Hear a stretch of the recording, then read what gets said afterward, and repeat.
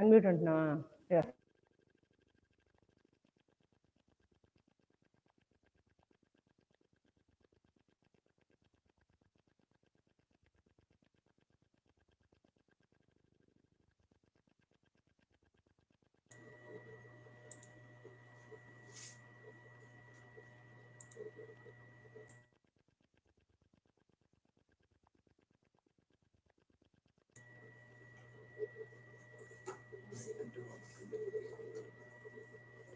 Good morning, everyone. Till now, 38 participants have joined. So today we are going to start our second day sessions, secondary scientific sessions. 38 participants have joined.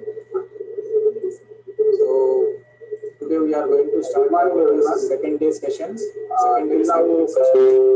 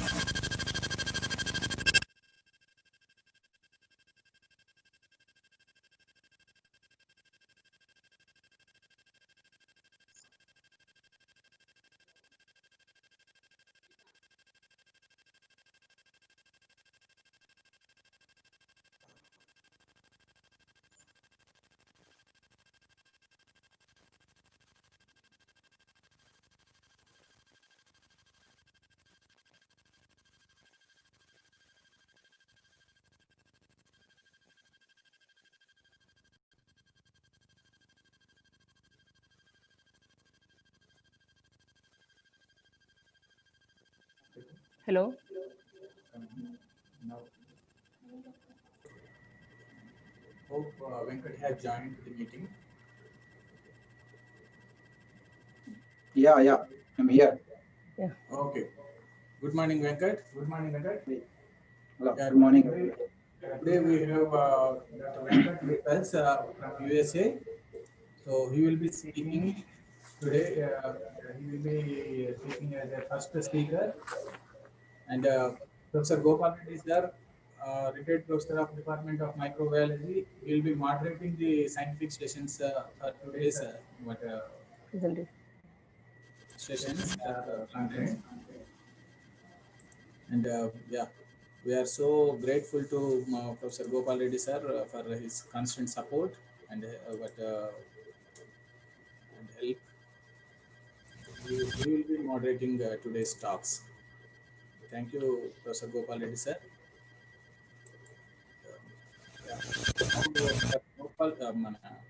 Dr. Hamida, we will introduce Dr. Venkat, our today's speaker.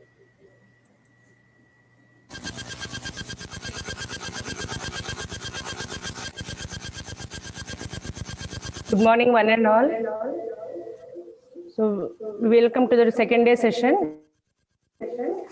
We have today the first speaker, Dr. Venkateshwar Marka. I'm really happy to introduce Dr. Venkat, who is also our alumni and also my colleague at the department. Presently, he is Assistant Professor of Research, Department of Medicine and Preclinical Assays, Director at the Center of Cancer Prevention and Drug Development, Cancer Center, Oklahoma, USA. He is co-PI for the grants funded by National Cancer Institute. He has, postdoctoral, he's PhD in microbiology from Usmania University and postdoctoral training at cancer chemo prevention at University of Oklahoma Center, USA. His research area is preventing the incidence and progression of the cancer originating in the colorectal, pancreas, lungs, and urinary bladder. His work is also on inflammation, vaccines, bioactive compounds, and he has authored around 30 peer-reviewed research publications and made more than 50 presentations at different research conferences with around 1,086 citations at H-index of 15. He is also the recipient of prestigious ACR Scholar in Training Award in memory of Dr. Wattenberg, who is the father of chemotherapy. He is also on the editorial board of certain journals, which are reputed. And over to you, Dr. Venkat. We'll be listening on role of microbes in cancer and its prevention. Thank you. Okay.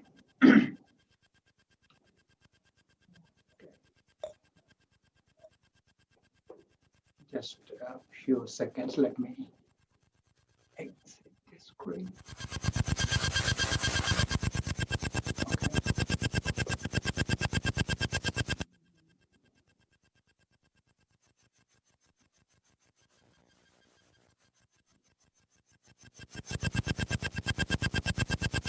Okay, so you're able to see my screen, right?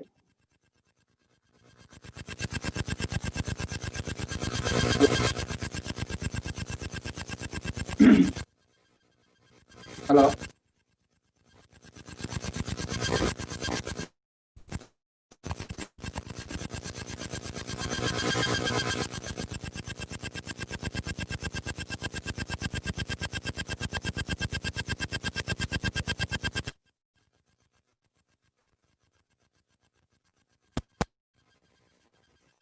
Hello?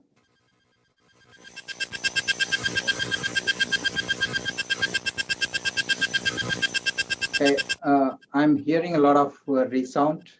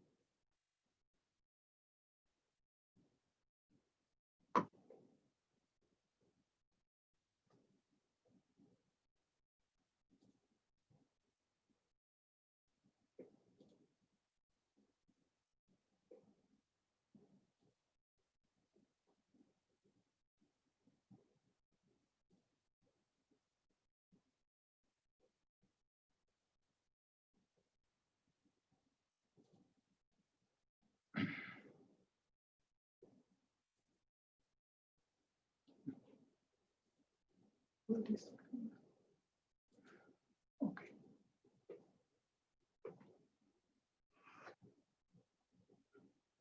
So good morning, everybody. I don't know if you are able to hear me or not because I cannot see anything. I cannot hear anybody. Hello?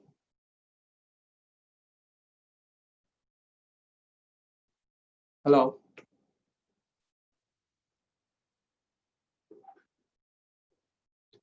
What is this one?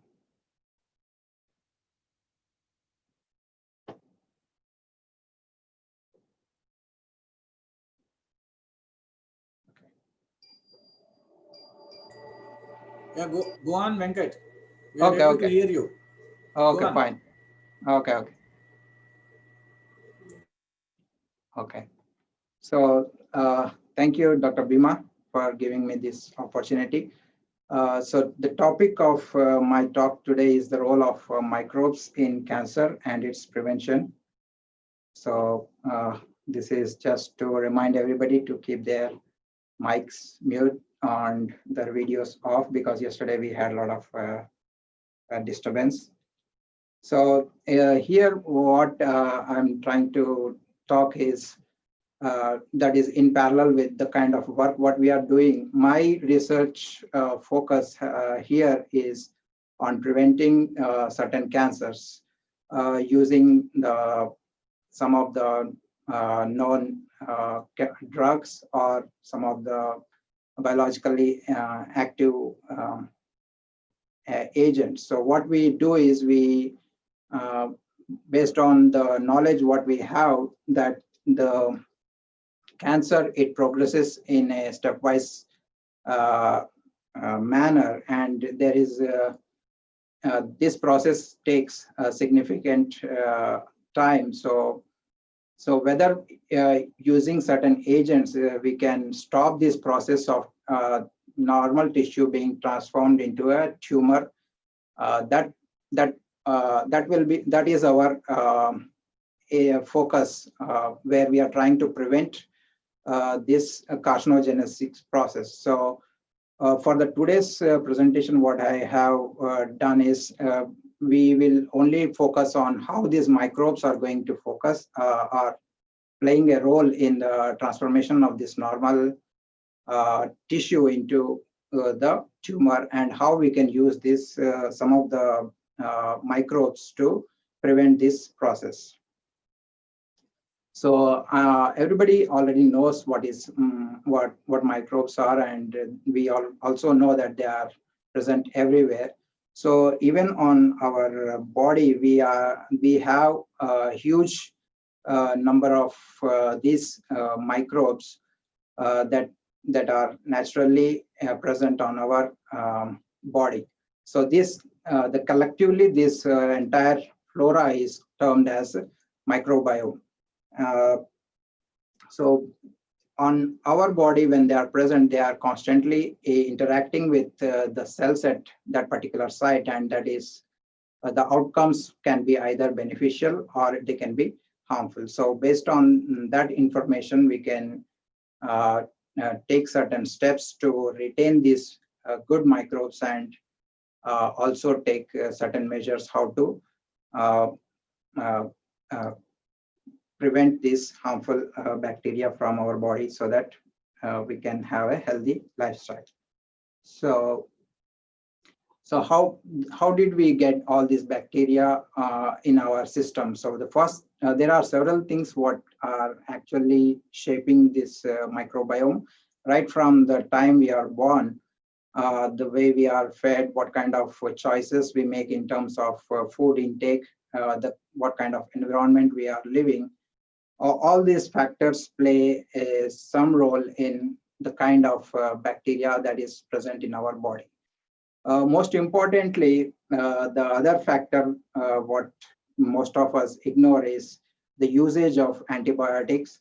So these are going to have a huge impact on the kind of bacteria that is present inside our gut. So there has been one research article in 2016 where they have estimated what is the total number of bacteria present in our body. So this was based on a rough estimation of the size of the human cells and an average human body weight. So what they derived after all the estimations, and when they isolated all the bacteria from different sites in our body, and having a estimation of those number of bacteria, is that in our body we have about 30 trillion cells, but it was surprising to know that there were at least 38 trillion bacteria present in our body. So that suggests that our body is made up of more bacteria than the human cells. So when there is such a huge number of bacteria present in our body, that is definitely going to have some impact on our overall health. So these are some of the beneficial as well as the negative effects of this microbiome. These bacteria, when they are present in whatever they are present inside our gut, they are helping in digesting certain foods. They are also they're also producing certain amino acids and vitamins which our body may not be able to produce. And also when they are present, it is also helping in boosting our immune system. On the other side, there are also some of the bacteria are actually responsible for the bad body odor, or they're also responsible for dental cavities and certain pathogens can also lead to some diseases. So there will be both beneficial as well as harmful effects of this microbiome on our health. So here what we see is that we already, I think everybody knows that there are several diseases what we know which are actually known to be due to certain infections. Either it can be a bacteria or it can be a virus. But what is the role of these microbes in cancer? That will be what we are going to focus in our talk. So before we go much deeper, initially what we'll try to do is we'll just understand what is cancer and how it originates and who is at the risk. So in a normal healthy human being, there is a continuous process of generating the healthy cells and destroying those cells once the purpose is done. So there is a very balanced and tight regulation of these two processes called as proliferation and apoptosis. But under at certain conditions, or when the person ages or during a certain infection, what happens is this regulation is lost, or the balance between these two processes is gone. So at that time, what happens is there is an increase in the proliferation, but on the other side, the apoptosis might have been, it has gone down. So this leads to an accumulation of these cells that leads to a tumor at that particular site, which will be classified as a cancer. So what are the organs that are actually prone to a cancer? We know that almost every part of the human body is at risk of developing a cancer. And within that particular site, the tumor can be originating from a different type of cell. So based on that, the cancer can be classified into many different categories. So cancer is not just a single disease, it is a very complex disease. And each disease has its own characteristics, and it needs to be treated in a different way. So who is at risk of developing this cancer? So based on the current information of how the age groups when this cancer is diagnosed, what we know is that cancer can affect every age group, but mostly it is in the older people. Particularly the risk of being diagnosed with any cancer increases after 50 years of age. So majority of these cancers are falling in this age group, and the median diagnosis age is around 66 years age. So age is one of the most important factor which will determine the cancer, the possibility of developing a cancer. So this slide just I wanted to show because these are the familiar faces for most of the Indian people. So the common thing here, what we see is all of these people were diagnosed with one or different form of cancer, and some of them have already died, and few of them are still fighting those cancers. But when we look at the global statistics, what we know is that cancer is a huge health problem. It is the second most leading cause of deaths after cardiovascular disease. We know that almost close to 10 million people are dying because of cancer every year. To just put it in a perspective, this is almost equal to the total number of people dying in 40 plane crashes every day. So that is what the number of people that are being affected with this disease, and they are dying every day. So this map shows the incidence rates of the cancer population in different countries. Like what you see here is some of the countries like in Australia or in North America or even in Europe, the cancer incident rates are very, very high. Almost for every 100,000 population, it's around 250 people are diagnosed with one or other form of cancer. On this map, India looks much better, but when we look at, when we consider the size of the population in India and China, the total number of cancer patients is very high. And actually in China is #1 and India is #2 in the total, in the world statistics in terms of the total number of cancer patients. So even in India, this cancer is a huge health problem that needs to be addressed and that needs to be prevented. So here what we are trying to see is how a cancer originates, where it originates, and how it is classified in terms of stage. So most of the cancers, they originate in the layer, innermost lining of that particular organ called as the mucosa or the epithelial layer. So in that epithelial layer, what happens is one or a few cells, they get mutated or they are transformed into cancerous cells.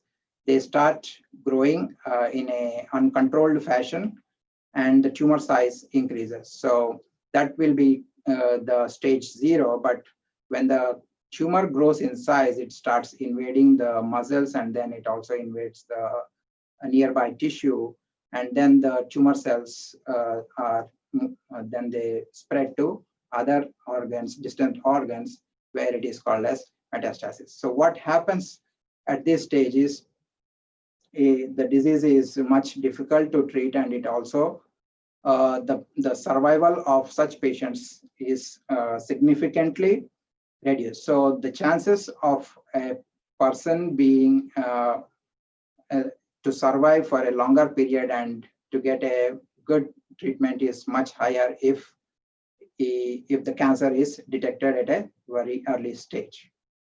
So that is going to be another factor on how the cancer is going to affect the survival. So to prevent any cancer, first we need to know what are the factors that are actually driving the cancer, that are leading to the risk for cancer. So here, these risk factors can be classified into 2 categories. One is the non-modifiable category. That includes age. Like I said in the earlier slide, the older age group are at higher risk for cancer. And then the second risk factor is the gender. We know that certain cancers are more common in men, whereas a few other cancers are more common in women. Similarly, there are certain genetic factors which are running in families. So if those genetic mutations are inherited by these people, they are more at risk for developing that particular cancer. So these factors we cannot change, we cannot do anything. These are classified as non-modifiable risk factors. But there are many other factors which are contributing to one or other cancer, and we have the choice of making changes in those factors so that our risk for that particular cancer can be minimized. So in that category falls the smoking of tobacco, which is known to contribute to a very significant number of cancers. Almost 33% of the cancers are known to be linked to the tobacco usage. So if a person makes a choice of stopping smoking, then he can significantly reduce his risk of that particular cancer. Similarly, there are other factors like overweight, physical activity, not being physically active, and then there are lifestyle habits. So we have the choice to be healthy by changing these factors. So our primary focus will be on the other one, which is the infectious agents, which contributes to nearly 16% of the cancers. So if we understand how these infectious agents are contributing to that particular cancer, and what are the infectious or the microbes which are protecting us against certain cancers, so we can try to adopt ways in getting rid of those harmful bacteria and increasing the number of the beneficial bacteria in our body. So by that way, we can prevent certain cancers, or at least prevent the progression of the cancer from a early stage to a late stage. So here what I'm trying to show is there are, we know a lot about many bacteria that are linked to different cancers, but it's not that a single type of microbe, bacteria, or a virus is linked with all the different cancers. So each organ may have a different bacteria or a different organism that might be linked with the risk of developing cancer at that particular site. For example, if you take the stomach, Helicobacter pylori is one particular bacteria that is strongly known to be associated with developing ulcers in the stomach, which have again the higher risk of developing into a stomach cancer.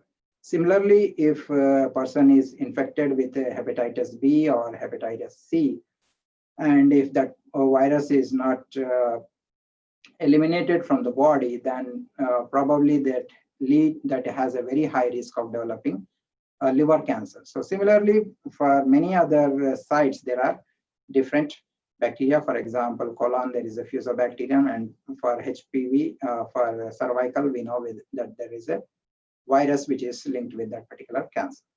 So like that, each certain organs are associated with certain bacteria. So if we can identify if we are infected with this bacteria, and we should take proper treatment to get this bacteria eliminated, or adopt certain ways to keep those bacteria under in a very low number that I will be discussing in the later slides. So here what I'm trying to show is how these bacteria, whatever we have discussed in the earlier slide, how these bacteria are inducing these changes in that particular site so that a tumor develops. So in a very general way, what we can say is whenever these harmful bacteria are present at that particular site, they interact with the cells, and that leads to a persistent inflammation at that particular site. And not only that, they might also lead to generating certain proteins or certain factors which can induce genetic mutations at that particular site. So when that particular mutations are not repaired in that particular site, or when that mutations accumulate and the cell turns into a cancerous cell, it can develop into a tumor at that particular site. So in that way, these bacteria are making those small changes, and when those changes are persistent for a very long period, there can be a tumor developing in that particular site. So like I said in the earlier slide, there are many pathogens and each organ may have different cells. So the mechanisms at each particular site may be different, but we cannot discuss all those things given in this short time period. And we also need probably, this is just a very simplified way of saying how these bacteria are inducing that changes that are leading to cancer at that particular site. So from here, what I'm trying to present is how we are using this bacteria to protect ourselves against the cancer. So in the first example, what I'm trying to see present is how we have used the vaccine against one particular infection and how it is able to prevent the cervical cancer. So on the left, what you see is the which shows that how a vaccine can have a huge impact on the number of deaths. So what we see here is before the vaccine was made for chickenpox, there used to be close to 4 million deaths every year in the United States. But when there was an effective vaccine against chickenpox, this number was significantly reduced, and there were hardly around 5,000 deaths every year. Similarly, if you see for the measles, it used to be more than 500,000, but once there was a vaccine, there were no more deaths. So if we are able to develop a very good vaccine against those infectious agents that are causing these cancers, probably a similar kind of protective effect can be achieved against that particular cancer. So in that category, we have a couple of vaccines already known for the hepatitis B and also for the this HPV. So these two are protecting against the cervical cancer and also liver cancer. So like I said, this HPV, human papilloma virus, is known to be strongly associated with the cervical cancer and a few other cancers like the oral, pineal, vaginal, and other cancers. But the cervical cancer is what we know is that almost 100% of the cervical cancers are associated with the HPV infection. So right now we have different vaccines. There are some bivalent, some quadrivalent, and some 9-valent vaccines against HPV, which are already commercially available in different countries. So they include some these the antigens which can give protection against the different strains. So the benefits of such vaccines can only be achieved when this vaccination is effectively implemented. Like you see on the right side, in two countries, one is Australia and one is United States, where in the Australia there was a very effective implementation of the HPV vaccine with 71%. What they found within the 5 to 6 years is that there was almost 64% drop in the HPV infections and also close to 47% decrease in the risk of cervical cancer. So whenever there is an availability of such vaccine and when it is effectively implemented, that can have great benefits to the people, and a huge number of that particular cancers can be prevented. So that will be the first case. And in the second example, what I'm trying to show is where we are in the clinic, what they are using is the whole bacterium to prevent another form of another cancer that is originating in the urinary bladder, to prevent its progression from the non-invasive to the invasive stage. So what actually happens in the bladder cancer is the tumor originates in the inner lining called as the urothelium, and it slowly progresses and it invades the muscles and then into the fat, and then it metastasizes to the lung. Fortunately, most of the bladder cancers are detected at a very early stage. So what the doctors will do is they using the what do you call scopes, they surgically remove that tumor, and then they implant this BCG in the urinary bladder. So what happens is the bacterium attaches to the cells, particularly in the site where they have removed the tumor. So that will attract the immune cells into that site, and those immune cells will act on that region, and they kill the defective cells and most of the tumor cells.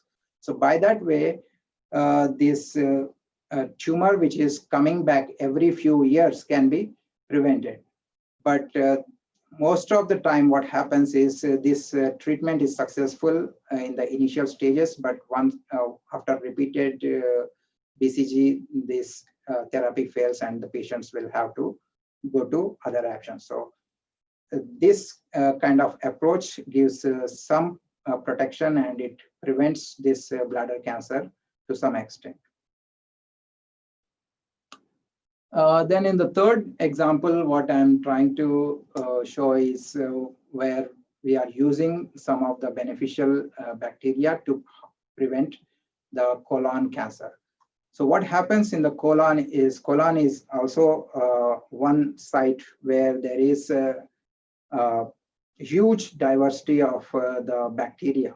So most of these bacteria are beneficial, but under certain conditions, like I said earlier, when we take antibiotics or when we change our food habits, the number of these good bacteria goes down and the harmful bacteria increase in number. So when these harmful bacteria increases, like I said earlier again, that will induce the changes in the colonic cells, and that can lead to the colon cancer. So this kind of loss in the balance between the good and the bad bacteria is called as dysbiosis. So to prevent that dysbiosis, what we have to take is we need to take these beneficial bacteria on a regular basis to keep their number at very high, so that the harmful bacteria does not take over that system. So, but how do we know whether a particular bacteria is good or bad? So for that, what we generally do is whatever the bacteria we think it is a good candidate as a probiotic, we have to test it in the laboratory first before we can actually prescribe to the human. So in the next couple of slides, I will just briefly show you how this experimenting is done. So to test any agent, whether it is a bacteria or whether it is a chemical compound, and if it is going to protect us against a particular cancer, what we do is we give them to the animal models which are going to develop those cancers. So naturally, the animals may not develop these tumors spontaneously, and if we want to look for an animal that will develop a particular cancer, we have to look for a huge number. So that is not practically possible. So what we do in the laboratory is we take these animals, either rats or mice, we give them certain chemicals, and that will induce the tumors in that particular site. So for the colon cancer, we have compounds called azoxymethane or DMH. When you give this chemical to that animal, they develop these tumors like what you see at the bottom of the picture. Also, what we have is there are some strains which are genetically engineered to have certain mutations that can also drive this cancer. So we take these animals to test our agents. So how do we test?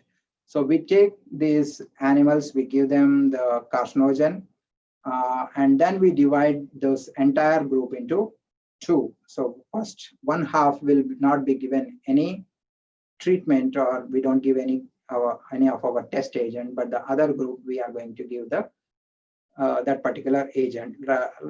Like what we discussed earlier, we are going to give them the probiotic, let us say. So we administer that bacteria for a certain time period, and after they reached an age point where they develop the tumors, we kill all the animals, and then we open up the colon and we see how many tumors are there and compare their number, their size between the untreated versus the treated animal.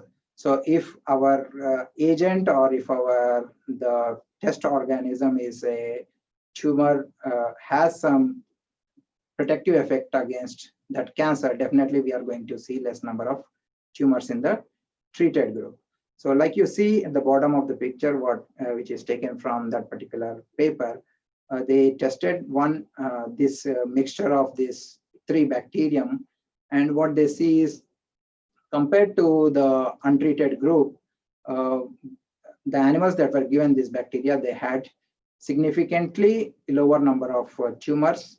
Not only that, the tumor size was also very less. So if such bacteria can be further tested, and if they pass through all the safety regulations, that particular bacteria can be, or that particular agent can be used to get protection against the colon cancer. That is how the preclinical testing is done. Next, what I'm showing is another example where they used a particular strain of this bacteria, S. epidermidis M034. That particular bacteria was giving protection against skin cancer. So what they did, they took these animals and they exposed to UV light, which is known to induce the skin cancers. So along with that, they gave this, one group was given the strain, which is not known to produce a particular age, what do you call it, the 6-HAP, that is giving the protection against UV, but on the other group, they gave this M034. So after a certain time point, when they compared, they could clearly see that wherever there was M034, those animals developed less number of skin tumors, and not only less number of animals got it, there were also less number of tumors. So like that, based on this information from the microbes, whether they are helpful, whether beneficial, or whether harmful, we can use all that information to get protection against individual different cancers. So overall, so this slide again, what I'm trying to show is in the first slide, whatever I shown, that how we are able to do the primary prevention or secondary prevention with the chemical agents. We can also do the similar thing with the microbes, like with the HPV and HBV vaccine. We can prevent if the person is given those vaccines, we can prevent the transformation of the normal tissue into the early lesions. Or if a patient is already known to have certain early stage lesions, probably if they take certain probiotics, we can prevent that into further progression into the tumor. Or if they are already diagnosed with a non-invasive stage, in certain cancers, they use like the intravesicular BCG to stop that tumor to progress into more advanced invasive stage. What I have not discussed, and the other area is where they are also using the viruses, genetically engineered viruses, to inject into the body or into the tumor site so that they can infect very specifically the tumor cells and kill them. So this will be helpful where the therapy fails, or because the tumor is resistant, it is coming back. So in those conditions, these particular viruses might be helpful. So, but this particular part of the research is still ongoing. So I have not discussed it, but there is a lot of literature if somebody is interested. So this slide just to show that the efforts what many people have done in the last 20, 30 years that has helped a lot of cancer patients, or we were able to increase the 5-year survival overall from 50 to 67%, particularly in some cancers like the prostate or thyroid. The current, whatever the treatments or the other ways of managing the disease we have, we can help 98% of the patients to live for the next 5 years. But for certain cancers like that are at the bottom of the chart, the pancreas, lungs, or liver, in spite of the research what we have done in last 30, 40 years or much longer, this 5-year survival has been very little. So that tells that the numbers are that these cancers are very complicated, and there is a lot of research need to be done to help these patients to live much longer. So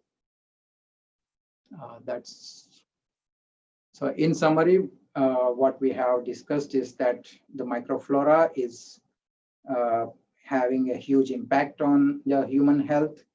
It can have both beneficial and harmful effects, and they have some role in certain cancers, particularly when there is a long-term infection or dysbiosis that is linked with certain cancers. And we can use some vaccines or probiotics or even some of these agents to treat or prevent the cancers. So with that, I would like to thank everybody, and that ends my presentation.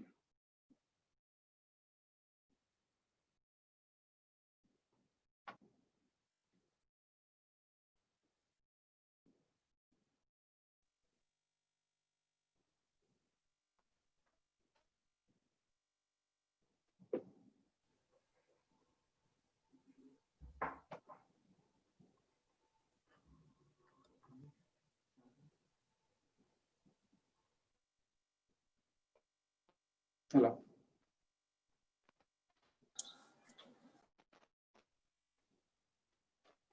Professor Gopal Reddy, sir.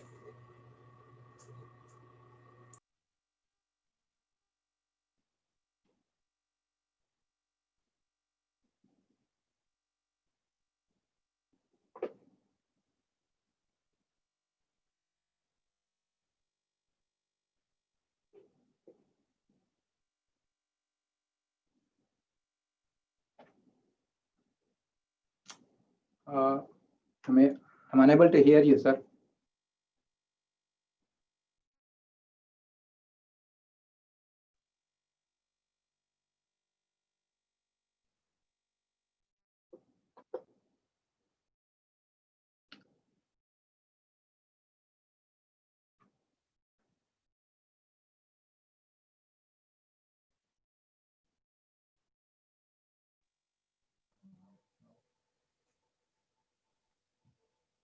Microphone లేదు sir దగ్గర.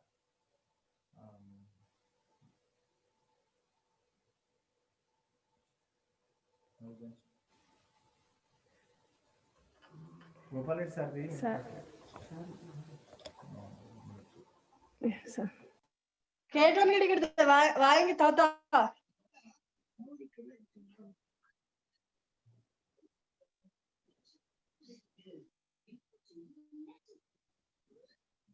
తాత వాయింగే పారిగోన్ అత్తే done done cut మా call call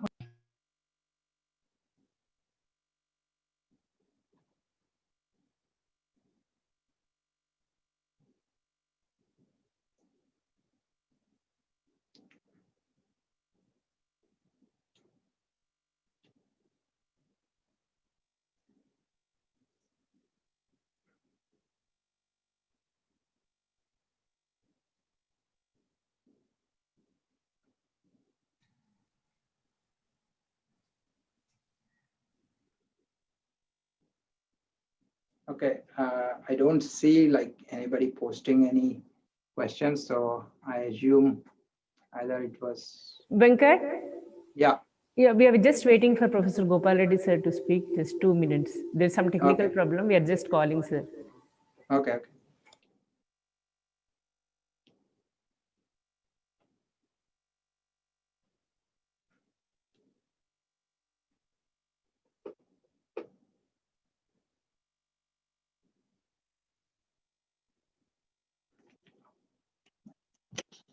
I think this one.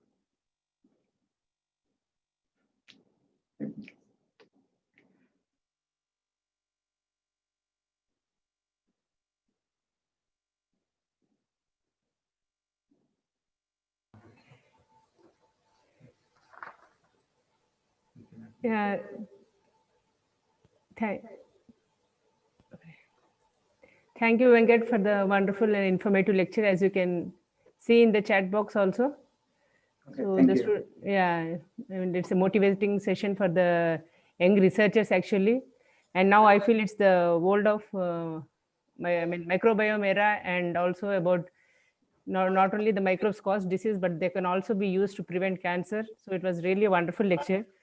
I myself have a question, if you can answer. Why the epidermis strain is having variation in the neoplasia? That is not from our lab, so Yeah, I have seen. Yeah, I have noted down the article so also. I just wanted to tell like to the students probably Yeah. to like how a bacteria can have an effect on the tumor outcomes, how it can be tested. So what whatever I have read from that particular paper, I understand that that particular strain was able to produce some kind of chemical that was able to protect the skin cells from the damage induced by the UV cells. So, And one question is, I just see in the chat box is, I mean, gut microbiome and COVID-19. So do you see any plausible link? gut microbiome is studied in almost every aspect, and not just cancer or COVID. Uh, Almost every disease, diabetics, cardiovascular, Alzheimer's, you name it, uh, people are interested in studying the gut microbiome. So it probably can have an impact on a variety of diseases. Mm. But Thank you very much, Venkat. So yeah, hope your background is your department. Is it your institution? yeah, this is the cancer center. Yes. Yes. You might be aware that we are also working, our lab is also working on probiotics. And Yeah. are you isolating probiotics or procuring? No, we are not isolating anything. Okay. So we are isolating probiotics. We have many probiotics to see their effects on different cancer cells. Yeah. So it's a wonderful lecture. It's a wonderful topic, Gopal Reddy rather. sir, ఇంకోసారి ఇద్దాం. So thank you very much.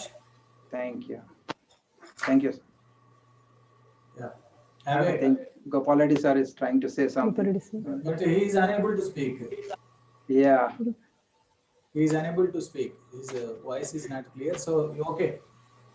Yeah. Thank you. Let us be in touch. Okay. Yeah.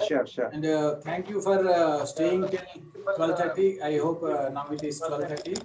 So Yeah, go it's and sleep. 11:30 right now. Have a nice sleep and stay safe from COVID. Thank you. Bye. Thank you. All the best for the conference. Thank you. Thank you very much. Yeah. No. Go ahead. Yeah. Once again, I welcome all the participants. Due to some change in the thing, we'll be having Professor Pratyush Shukla's presentation after lunch. And in meanwhile, we'll be having the oral presentations by the research scholars.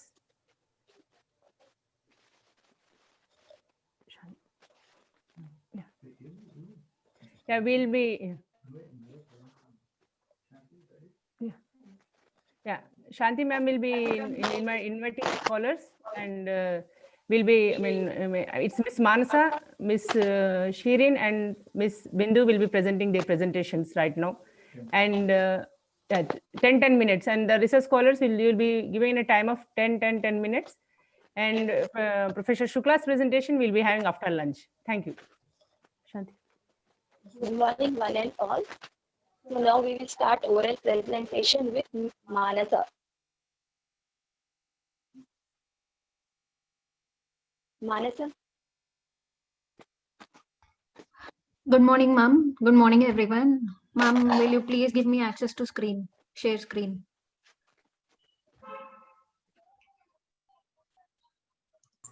Manasa, you can share your screen now. Yes, sir. Manasa, can you hear me? Yes, sir. Yes, sir. Okay. You can share your screen.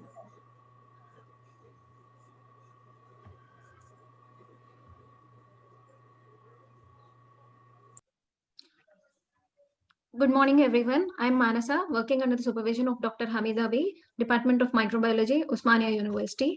And today I'm going to speak on the topic entitled Plant Growth Promotion and Biofortification in Sorghum by Bacillus species.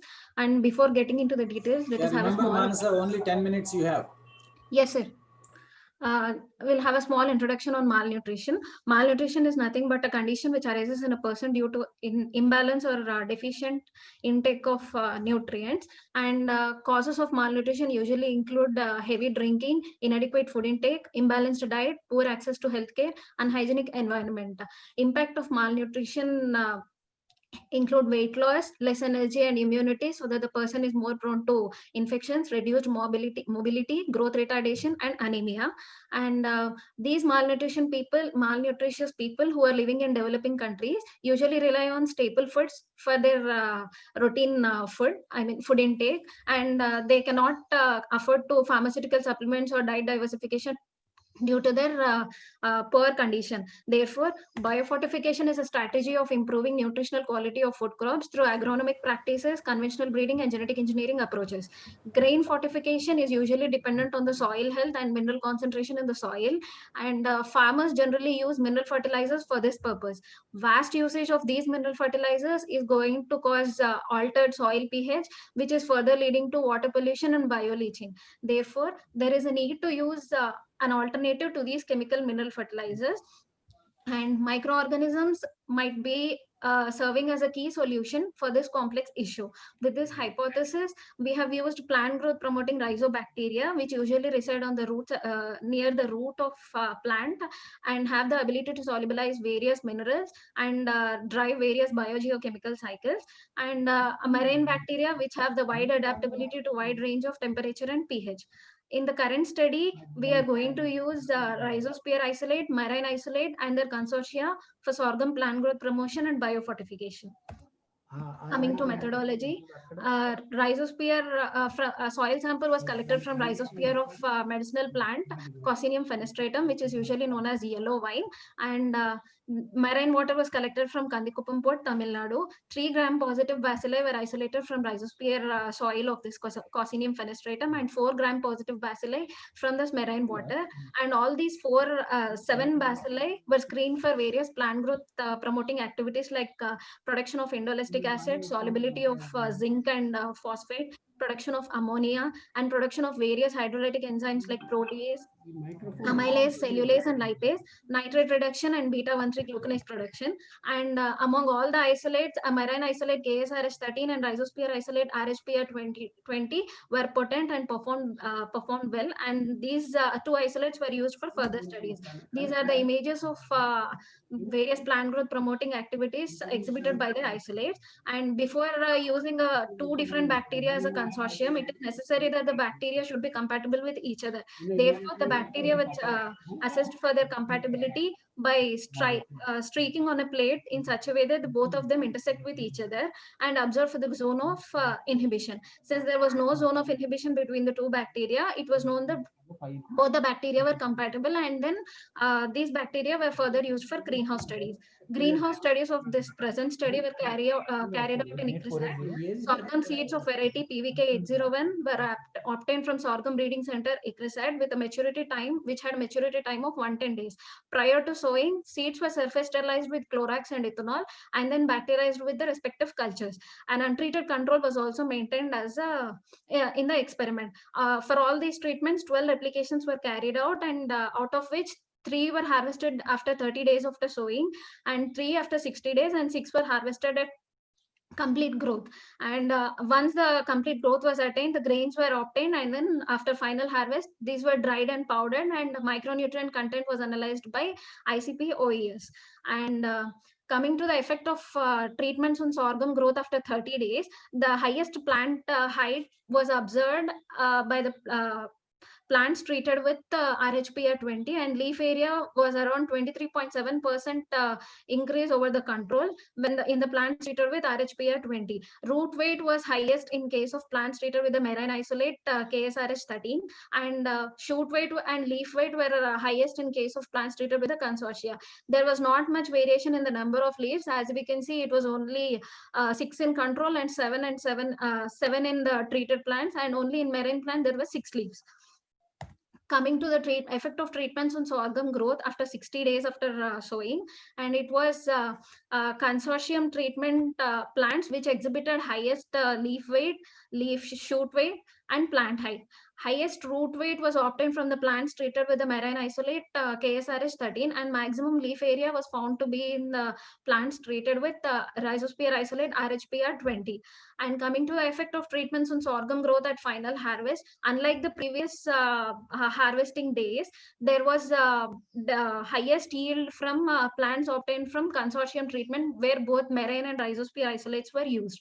And after the harvest, grains were obtained, and micronutrient composition was analyzed. Before analyzing micronutrient concentration, the grains were dried in oven at 45 degrees centigrade for 3 days, and then ground into fine powder at room temperature. The flour obtained was then digested with nitric acid and hydrogen peroxide, and then micronutrient content was analyzed by using inductively coupled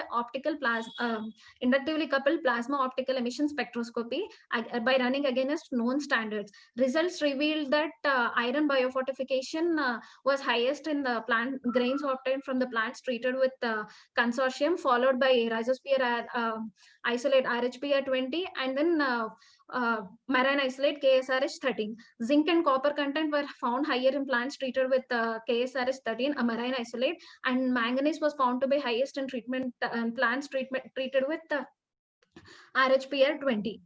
And coming to the conclusion, both the isolates, rhizosphere and marine isolates, were capable of promoting plant growth and yield, and all the treatments enhanced nutrient content in one way or the other. But the highest biofortification of iron was obtained with the consortium treatment.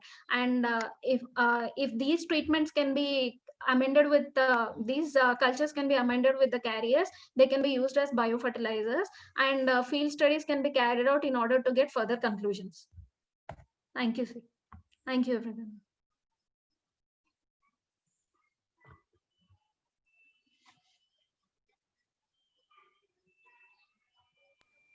Thank you. Thank you, Mansa. Now you can close the screen. And next speaker we have Ms. Shirin. You'll be given permission immediately. Okay. Ms. Shirin, you're ready? Yes, ma'am.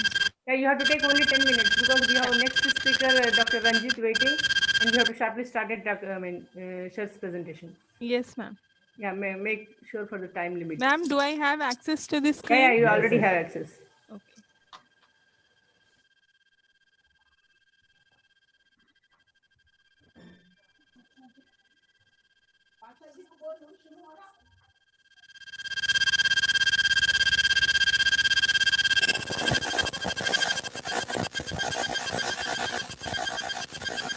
Good morning, everyone. Good morning, everyone. I'm Deep Mushtaba Ali, pursuing PhD from Osmania University under the guidance of Dr. Hamida B. My topic of presentation is a report on interspecies interaction and antagonism between bacillus species. Um, First, going into the topic, let's see the introduction. As we all know, Bacillus belongs to the family Bacillaceae and genus is Bacillus. It is an obligate aerobe and facultative anaerobe. It is large gram-positive or variable rods. In morphologically, the size is zero point 0.5 into 1.2 micrometers to 2.5 into 10 micrometers. This is the microscopic slide of the gram-positive bacillus. Then some features of bacillus, the genome, it comprises 4,214,810 base pairs comprising 4,100 proteins coding genes.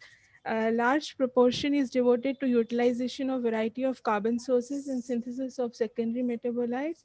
Then it contains at least 10 prophages, which infers to the important evolutionary role of bacteriophage infection in horizontal gene transfer. Next, coming to the bacillus response to the how bacillus responses to the interactions with other bacilli or other bacteria. There are two type of responses which are observed. There is metabolic changes and morphological and developmental changes. Under metabolic changes, we see antagonism or inhibition. Primary metabolism, that is production of primary metabolites which helps in growth of the cell, and production of secondary metabolites, which is the production of secondary extracellular metabolites from into the environment, which has some economical value. Next is morphological or developmental changes, which can lead to four responses, that is germination of the cell from a spore or sporulation of the cell, biofilm formation or formation of their filamentous forms. Next, coming to what are biofilms. Biofilms are a rubbous layer of mucilage formed by community of microorganisms held onto biotic or abiotic surfaces. Factors causing biofilm formation are polarity, London van der Waals forces, hydrophobic interactions. And these biofilms, they consist of proteins, electrolytes, and some unidentified molecules, like that is some enzymes are present, antibiotics are present, organic acids, or some other cells which are present in their different growth phases. This is the biofilm formation. There are four stages of biofilm formation. First is reversible attachment, we see, then which progresses to irreversible attachment, then maturation of the biofilm, and finally dispersal of the biofilm. The mature biofilm, this is what contains the proteins, electrolytes, and other unidentified molecules. Then antibiofilm agents, there are different types of antibiofilm agents like nanoparticles, antimicrobial peptides, weak organic acids, biosurfactants, phytochemicals, and some non-antibiotic drugs also like aspirin and paracetamol too has antibiofilm activity. Mode of action, the antibiofilm agents acts as has two type of activities, major activities, that is anti-adhesive activity and mature biofilm disruption activity.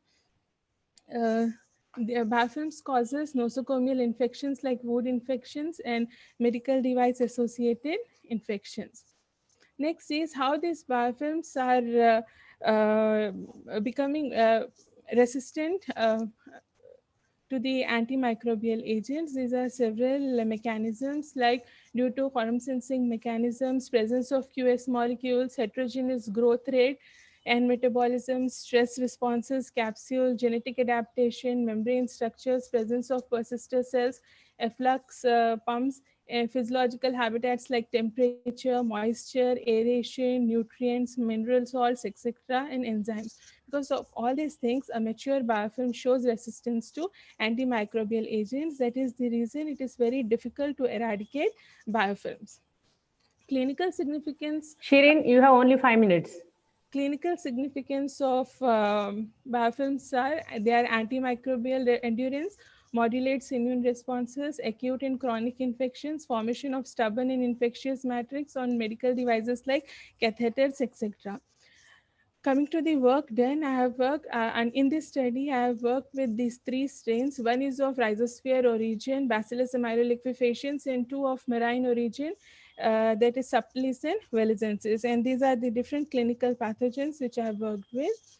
So we started the work with biofilm formation assay. So here I have used the different, I have checked the biofilm formation ability of the 3 bacillus strains individually, then in combination, and finally the consortia.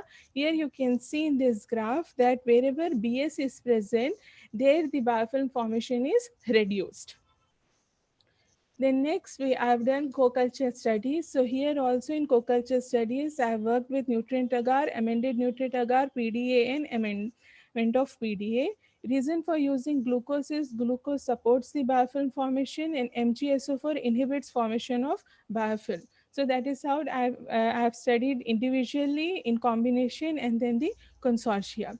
So here in this colony morphology, you can see that wherever Bacillus subtilis is present, it is dominating the other two, BA and BV. Even though BV is a marine and Bacillus subtilis is a marine, but Bacillus subtilis, its colony morphology is different compared to Bacillus valisensis. And in the consortium, you can see on nutrient agar, even there is some antagonism. On PDA, we have seen swarming motility.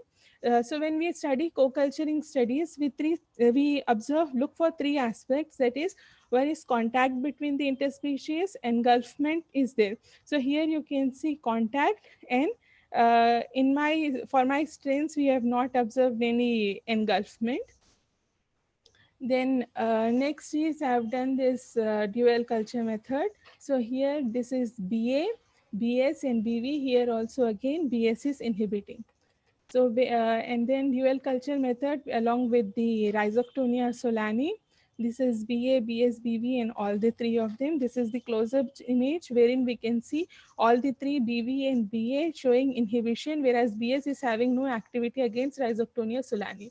Here, this is on potato dextrose broth. We have done this. So here also you can see BS is not inhibiting, is unable to inhibit Rhizoctonia solani completely, but the other 3 we don't see any growth. This is the control. This is the paper towel experiment with maize seeds I have done. So BA and BB, for them seed germination and seed vigor index was less compared to BS. And similarly here, wherever BS is present, there we have seen 100% germination and good seed vigor index. Based on this concept, we have done production with Bacillus subtilis. That is amendment of nutrient broth with dextrose and MgSO4. I have performed anti-biofilm assays in minimum biofilm inhibitory concentration studies. Under anti-biofilm assay, we do these 3 methods, that is anti-adhesive activity, mature biofilm disruption, and hydrophobicity assay, wherein we have observed that 24 and 48 hours old culture has more inhibition effect than compared to 72 and 96 hours. This is the minimum biofilm inhibitory concentration I have tested with 24 hours CSF, and which is different for all the clinical pathogens. This is the light microscopic image. Control +1 is for less inhibition. This is moderate inhibition, and +3 gives the maximum inhibition of the CSF towards the pathogens. In conclusion, I say that it is always an opening for new antimicrobial compounds due to emergence of antibiotic resistant bacteria. Microbial secondary metabolites are of cheaper source, and biofilms are of major concerns because because they are formed on medical devices. They are of major concern, and Bacillus species are widely exported for bioactive agents for their antibacterial, antifungal, and antibiofilm properties in therapeutics in agriculture. From the above results, it can be concluded that the cell-free supernatant from Bacillus subtilis can be employed as anti-biofilm agent and against phytopathogens to meet the challenge of biofilm's avenue in pharmaceutics in agriculture research. Thank you. I acknowledge Sir BMR for the financial support. Thank you.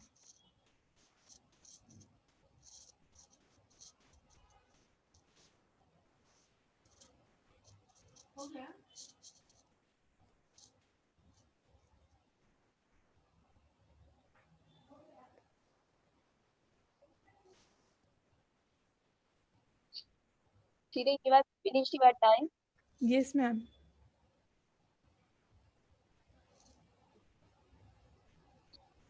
Shirin, Yes. Yes, ma'am.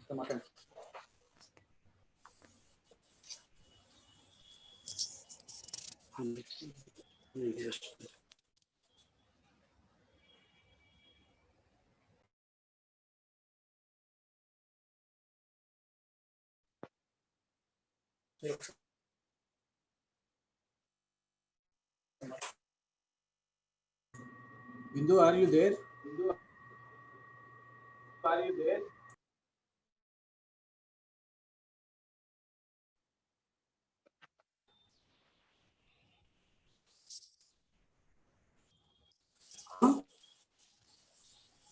Dr. Bhima,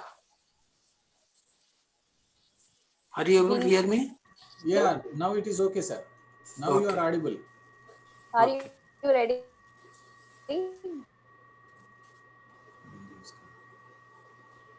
Bindu, are you ready? Bindu, are you ready? Unmute your audio. Yeah, now it is Yes, unmute. sir, I'm ready, sir. Okay. Go ahead. Go ahead with your presentation. Take only 10 minutes. I can directly share my screen, right? Strictly follow the time. 10 minutes you have to take. Yes, yes. Go ahead with your presentation. You can share your screen now. Yeah. Yes, sir.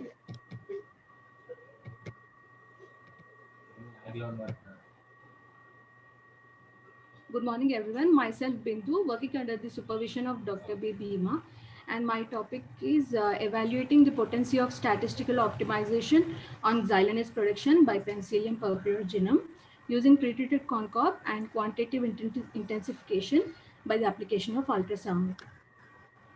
And coming to the introduction in brief, due to the growing population, the energy demands have been increasing, and to meet up the energy demands, Bindu, uh, Bindu, keep your slides on slideshow mode. 1 second, sir. Slideshow mode.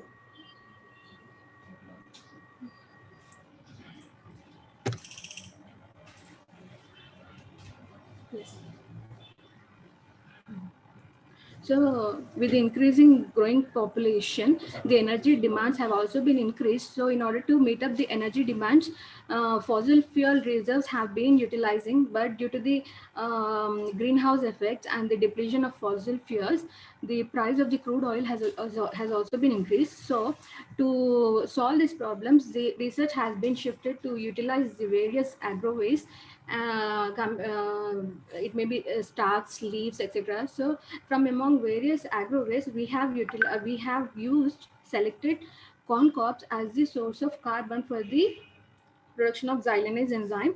And why we have chose this is due to their abundance, because per 100 grams of grains we get 18 grams of the carbs, and as they are rich in both the hexoses and pentoses. And also one more reason is the relatively low lignin percentage when compared to the other straws and all. Coming to the overview, we have chosen rotten wood as the source of sample for the isolation of fungi, and we have pre-treated the corn cob for the accessibility, and we used pre-treated corn cobs as the substrate for the sole carbon source. And with the utilization of the fungi isolated, we did optimization studies and extracted the enzyme, and used it for the saccharification of biomass with the ultrasound assistance. Biomass pretreatment, how we did is we have chosen the corn cob as we said, and we have chosen five different chemicals for the pretreatment purpose. And among them, NaOH has proven to be the best, in which has removed around 82 to 84% of the lignin and made the substrate much accessible when compared to the other four chemicals. We can see here the imaging studies of the raw corn cob and the pretreated corn cob. Here we can see the surface area of the pre-treated corn cobs has been much increased, which has increased the enzyme saccharification accessibility. That will see the percentage in the further slides. And here we have chosen various rotten wood samples collected from the different parts of university, and we have isolated 107 fungal strains, and they were primarily screened based on the congruent assay, and we have selected 8 strains, and among the 8 strains we have further screened them based on the submerged fermentation with the pretreated corn cob as the sole carbon source along with the Mendel's basic media. And then in the third part, we have selected one organism, that is PF7, which was molecularly characterized and known to be Penicillium purpureginum. And we performed the optimization study with the solid state fermentation using the PF7, that is Penicillium purpureginum, by taking the different factors as the optimization study at 5 different levels, that is temperature, pH, moisture, inoculum, incubation time, and the nitrogen source. And we did the Taguchi design showing 25 different variations in the factors with 5 different levels, and it has given the experimental design of 25 experiments.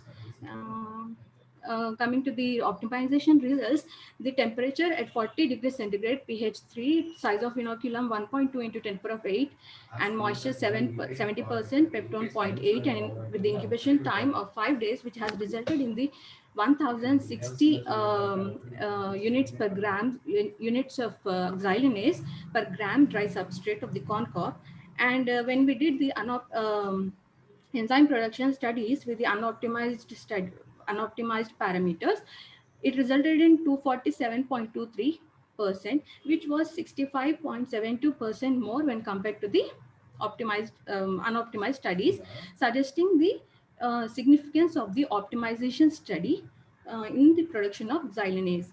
And along with that, the statistical tool has also suggested another set of experimental parameters, which has resulted 1097 units of xylanase per gram GDS, which is again 3.37% more when compared to the optimized results, which was run number 16 in this.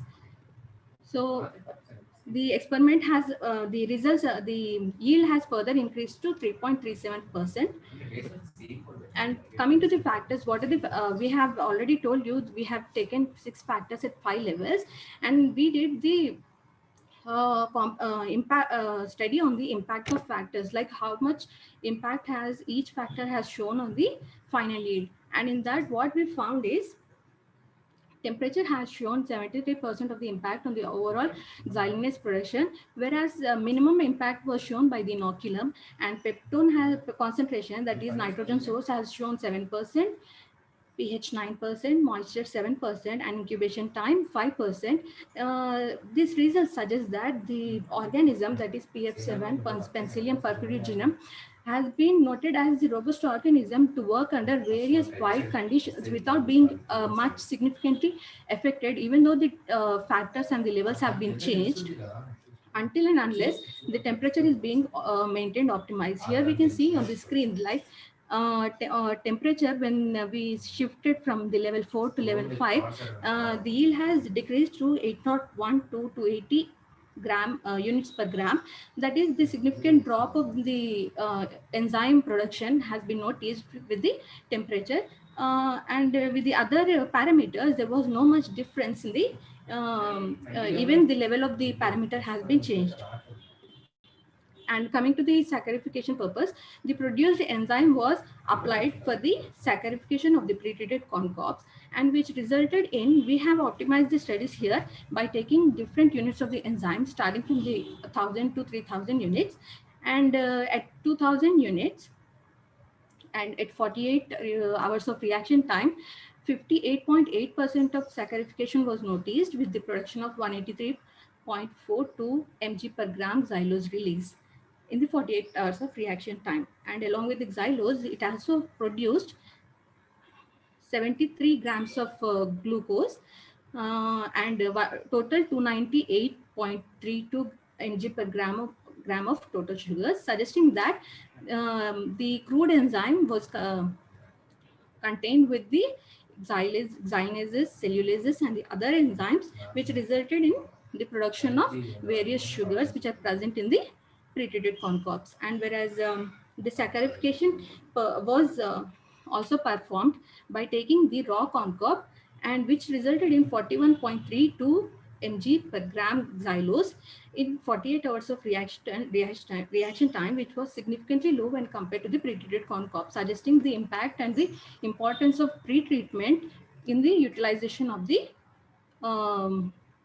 biomass for the production of any useful commodities. And we have so here we have produced 183.42 mg per gram xylose, and in order to intensify, and that was in the 48 hours of reaction time. So in order to intensify or to increase the potency of the xylanase, we have applied ultrasound, and that which has resulted in the production of 12.02% more yield in the xylose, and that too within the reaction time of 6 hours. That is 48 hours to the reaction time has been reduced to 48 hours to 6 hours. And in a reaction reaction time of 6 hours, it has produced 208.67 mg per gram xylose was obtained, which was significantly high when compared to the when compared to the saccharification of the corn cob without ultrasound. So what my intention to say is, whatever the xylanase has been produced, and that was in the crude form, and when we applied ultrasound in order to intensify the kinetics, and also in order to intensify the Bindu, please enzyme. conclude. You're about to finish the 10 minutes. Yes, ma'am. Enzyme activity. Ultrasound has played an important role because the enzymes saccharification has the major drawback of being the as it takes much time of the reaction time. The ultrasound can play an important role in order to reduce the reaction time, and along with the increase in the yield as well. Thanking you.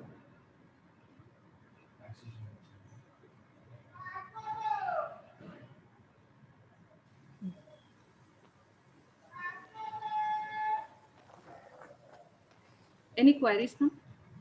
No, you can, I mean, it's done, because in the oral presentations, anyhow, there were no questions also. Yeah. Yeah. Thank you for the presentation. And now we move on to the, next scientific session. We have Dr. Ranjit Kumamat, sir. Sir is a professor, Department of Genomic Science, School of Biological Science, Central University of Kerala. Sir's research areas, it's drug delivery to tackle the challenges like cancer and infectious diseases. And to his credit, he has the BioAsia Innovation for Young Scientist from the government of Andhra Pradesh. He was also awarded the Fast Track Young Scientist Award. And he's the fellow of Society of Applied Biotechnology. And he also has the Mahatma Gandhi Gold Medal Award, JEPRA India, and also APJ Kalam Gold Medal Award. And he has around total research projects 6 funded by different funding agencies like UGC, SERP. And he's also on the editorial board of journals of microbiology and antimicrobials, current microbiology, Journal of Hazardous Materials. And sir has contributed in 4 novel enzymes in the International Union of Biochemistry and Molecular Biology. Sir will be presenting us information on metagenomic insights of antibiotic resistome in global mangrove ecosystem. Over to you, Dr. Ranjit. Yeah, can I want to share my slides. Can I exit the previous talk? I think he's talking.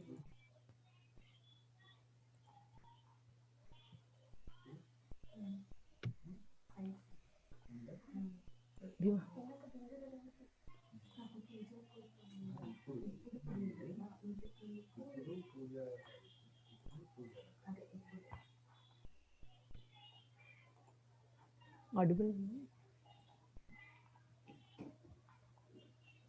Sir, you are not audible. Yeah, 1 second, ma'am. Yeah, okay. Okay. Now we are able to. Welcome, Dr. Ranjit. Yes, sir. Thank you, sir. You can Yes, share sir. your screen. 1 second, sir. Yeah.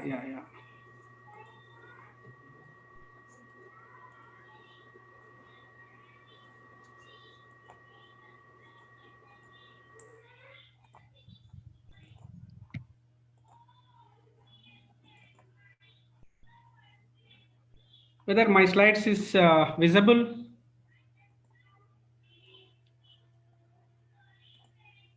My slides are visible, sir?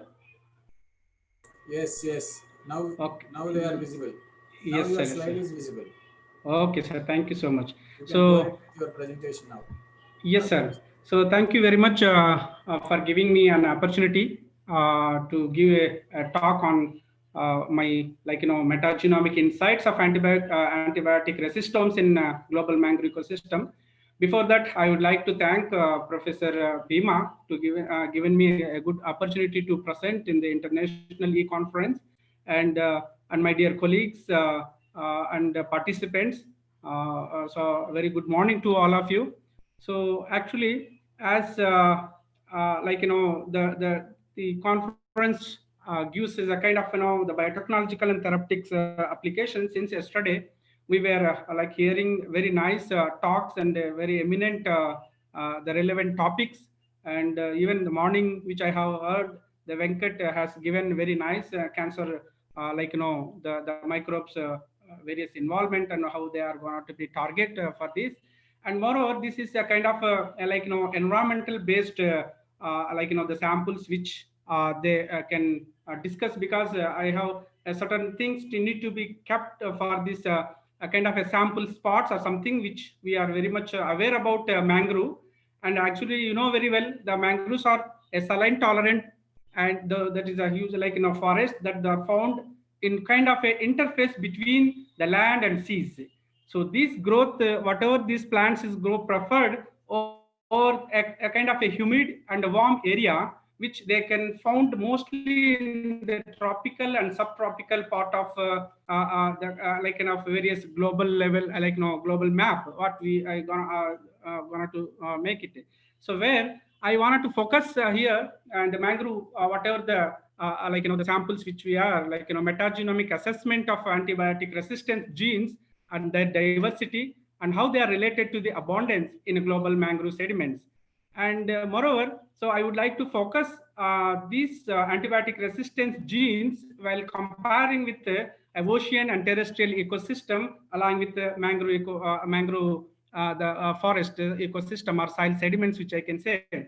And if a time permit me that if something antibiotic resistance microbe and their multi-drug resistance assessment also I can able to express in this talk, and along with that antagonistic interactions among the antibiotic resistance, how they are very important, a dominant along with this various the tropical and subtropical the coastal lines, which we are very much aware about this. So this is about a common the mangroves are saline tolerant, which I have already told, and where they are resides on the tropical and subtropical. But moreover, as you see that the subtropical coastal line occupies almost all a 0.12% of a terrestrial surfaces. So there, this what really this environmentally they are helping to various the ecosystem to diversified with the biotic and abiotic habitats, including various for example various the environmental kind of helping to kind of deteriorates and circassians and reptiles and various other continuous water sources as a kind of a river and estuary and backgrounds, and which are able to make complete things. But thing is that the sediment microbiome, so generally it plays a critical role in the nutrients kind of a cycle, so various biogeochemical cycles, and though they are going to be make that detoxifies a genobiotic compounds and from the adjacent whatever the ecosystem which I gonna to be I'll focus in the later. So actually, which you say that this the ecological the importance that industrial and biotechnological and pharmaceutical importance of these mangroves, as I just told you that these are the kind of the friendly for the home for the wildlife and protection of various nurseries and prevent erosions of the natural water purifier also we can. So these are the major roles people has been studied very well about the biotic and abiotic features, particularly in the mangrove ecosystem, provided several ecological variants. And this strong roots, protection of the soil, as you know very well, the erosions and natural calamities. And in addition, as you see that how the natural services, they are being a source of various novel compounds, as you know very well, anti-cancer activities and antimicrobial, anti-HIV, and also a biosurfactants. So there is the very important the future which I can able to make it. And there are various compounds and which for example pyridines and various example and anti-HIVs and geomycins and various biosurfactants like NAS 354, the kind of molecules were very easily identified from their the mangrove ecosystems or mangrove the kind of things.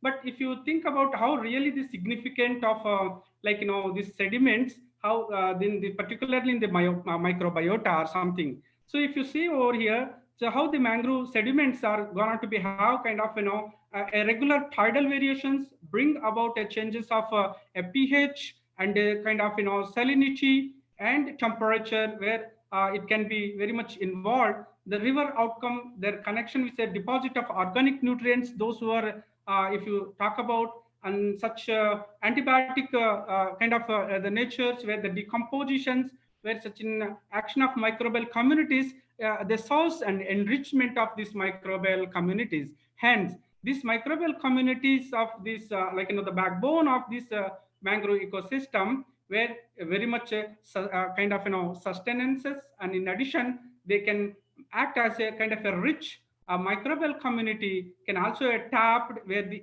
industrial and biomedical where, but this is the base food chain where the recycling whatever which I have just told you that. Hence the resilencing of microbiome is the fundamental source of productivity and conservation and recovery of mangrove ecosystem. So as you see that the current scenario, how the really a kind of the polluted various like the waste materials or waste kind of things which today the mangrove system almost all the the contaminated or something various things as of now in the worldwide, which is almost all 23 countries are occupied this the mangroves, and however they are only almost all if I say 1.25 lakhs kilometers, which are the equivalent to almost, which I said you the previous slide, 0.12% of the terrestrial area. So in fact, the last 20 years, almost 35 of percentage of mangrove have been deforested. That is a very kind of the scenario which come getting the worst in the environment or something. The loss of mangroves, particularly this together where this dumping of various sewages and other human waste, several effect of this sedimental kind of the microbes particularly. So the accumulation of this as I said is anthropogenic waste can lead a enrichment of these undesirable genes called as antibiotic resistant genes. This is a very serious effect, and because of mangrove sediments are the primary source of nutrient recycling and detoxification. So despite the importance of mangroves are very much important, and this microbiome studies have been largely people are neglected. So that is the main vision which I have kept for to study further. And as you know, this is the another slide which I just get to the enrichment antibiotic resistome, and particularly in the waste the disposal sites. If you see that what are the the waste dumps and the medical various other materials and some kind of sewages, and this enriched or something leads to have antibiotic resistant genes, and particularly whatever the take you check the antibiotic resistance and something susceptibility or something where it is very much enriched and undesirable genes, particularly these. And the studies have shown but the antibiotic resistance enrichment in household, particularly industrial, household, and medical waste disposals. Moreover, as you just see that literature, how this emerging kind of the importance of there, or almost all kind of 7 billions death means mortality related to the antibiotic resistance reported in globally, and where the enrichment from this various waste kind of a product or something, where as you know that the mortality where this particularly methicillin resistance bacteria Staphylococcus aureus like MSRA, along with the compatibilities, the death rate is almost if they expected by the WHO 2050, there's 10 million the death, and cost of this about 100 trillions of the economic loss which people are going to be suffer in this. And if you see over there how these antibiotic resistance are making a kind of a global threat or something, as you know very well. So the presence of these ARGs, and where they are public issues or something kind of mobilized various pathogens through various horizontal gene transfer mechanism, particularly you know very well the very basic way that through the transformation or to conjugation or transductions. So as you saw that complete these bacteria and particularly the sediments are kind of disseminated through a livestock and mangrove derived food products, whatever it is, the emergences of this dissemination of multi-drug resistance, it has been recognized by WHO in the top priority of this nowadays. As you know very well, the current situation of this COVID-19 pandemic, so how we are able to getting the worst of the nature, and the people millions of people are dying, and every day the cases are increasing. But what really it is made us to have, so that's what people are the cancer biologists or epidemiologists are always suggesting, that need to be have the high immunity or something, where if this pathogen to non-pathogen to pathogenic sorry, I'm sorry, and the pathogenic organism to the non-pathogenic, if it is get transformed like in a kind of a gene transfer, like in a horizontal gene transfer mechanism, it obviously get the mutated or something, it can be made or something can targeted selected a particular antibiotic resistance, and there is more lack of universal kind of the mechanism, where the most of the traditional techniques were simply the limited, actually what we do PCR and qPCR, RT-PCR, which is always a kind of a primer based techniques, which we enable to find out mostly through the metagenomics, because as you know very well 92 98% unable to grow the bacteria in the laboratory condition, just 0.2% is imagine how we can able to move further to identify what really their mechanisms are something. So how they are getting to the surveillance of these and need to be on a particular through the major scientists and various the WHO and the government issues. So this is a kind of livestocks of mangrove derived food products, which were as I said, this basic classical techniques which we are. So there the emerging various traditional techniques which people are working, but also only limited, so that whatever the health issues which you gonna to be, so there is limited. But now you can imagine even COVID-19, which we are using various methods, particularly in the RT-PCR, but it's very limited. But I feel as of now, as we say, COVID-19 is not only the one species which is disseminated throughout the world, but it may be going to be unculturable certain conditions. They may be having such a huge contaminations, and they are going to be having separate mutations or something. But this is what, based on this kind of the drawbacks which we have observed, my lab is focusing since 10 years at the Central University of Kerala in Department of Genomic Science, and through a metagenomic approaches.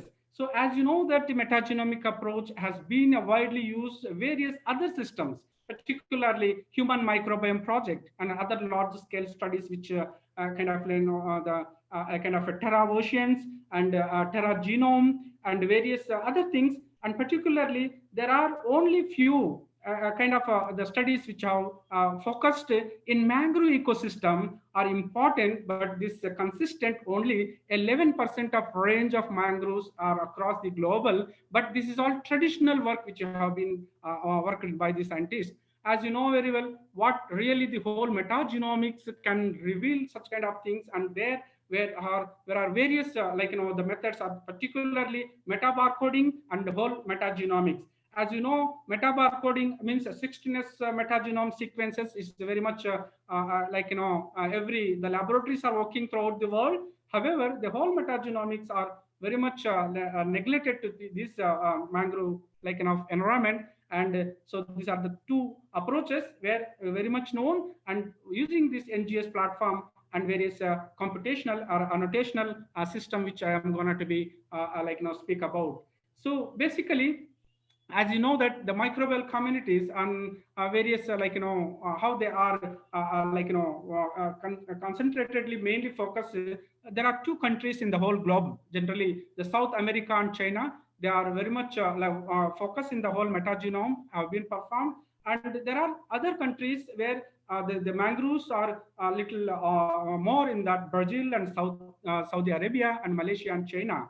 Moreover, these all, as I said, you meta barcoding approaches, 16SR gene approaches. So there, these are the pipeline that starts from the 2012 and ended with this 2019. So there, these are the groups are working on this, these countries, Brazil and Saudi Arabia and Malaysia. And moreover, where I can see that based on these studies, where I can able to speak about, this is the table which is gives you very clear picture about the samples and how they are being studied various approaches, and that particularly 16SR gene approaches through metagenome approaches, and SSCPs and clone libraries and pyrosequencing or something. Moreover, as you can see, the 16SR RNA gene, and there is no such a whole metagenome sequence has been reported, even those other countries which I have said previously. And this is the my group which is focused from the 2014 onwards, and we have done in the Kerala the entire Kerala as a mangrove ecosystem by using Illumina sequencing by whole metagenome sequences. This data indicates that how really it was the highlighted particularly where it cannot be significance for the further studies or something. As you know that these are the I told you this Kerala samples which I have focused. These are the the entirely from Kasaragod to Trivandrum near Kanyakumari, where we have used the soil sediments, and then we went to this is the approaches where metagenomic DNA integrity and confirmation, and directly we went for the Illumina high-seq platform and 2500 model. So along with that, which I have later I found that this is a very limited data, where the Kerala is the first time which I have performed. So we need to be have samples where complete globally or something which is already available in the databases. So this can lead us to have a to give a clear-cut picture where I can able to compare from this ocean and terrestrial whole metagenome sequence were also included. But in that we have focused in almost 93 samples throughout the world, and covering almost 1873 GB raw data which have collected, and various the databases, particularly MGRAST and NCBI or something. So these samples include which, as I said you, the Indian samples or something, and various various Brazil, Saudi Arabia, China, Malaysia, and something various other samples, and we obtain various and by using this and MGRAST or something. So the RefSeq database for taxonomical annotation and subsystem of the functional classification, which we have made, and we have trimmed various the samples where, and the mangrove samples and terrestrial samples and ocean samples are there. Yeah, these are the bioinformatics pipeline which my lab is focused very much, and it was being published in many various good journals, and I will show you the later part. And actually, these are the pipelines, the processing, kind of a low quality, trimmed, kind of made repair mechanisms or something, the repair kind of the processing, and the future extractions where this make protein coding features and the ribosomal RNA. And these are all the pipelines which we have used a kind of annotation by pipeline, the MGRAST, which is rapid annotation by using the system technology, where the data analysis which we have used the R and Jiffy, and they normalize various rare fraction curves and various other packages which we are, and like ordinations, and where there's weighed and unweighed unifrac principal component analysis, and statistical differences was considered significantly, where the p values and basically, and moreover this e values are below around 0.105 percentage of crucial the values analysis and alpha diversity and network analysis basically is a very important because of Jiffy we used in 2000 V9 and 2 model.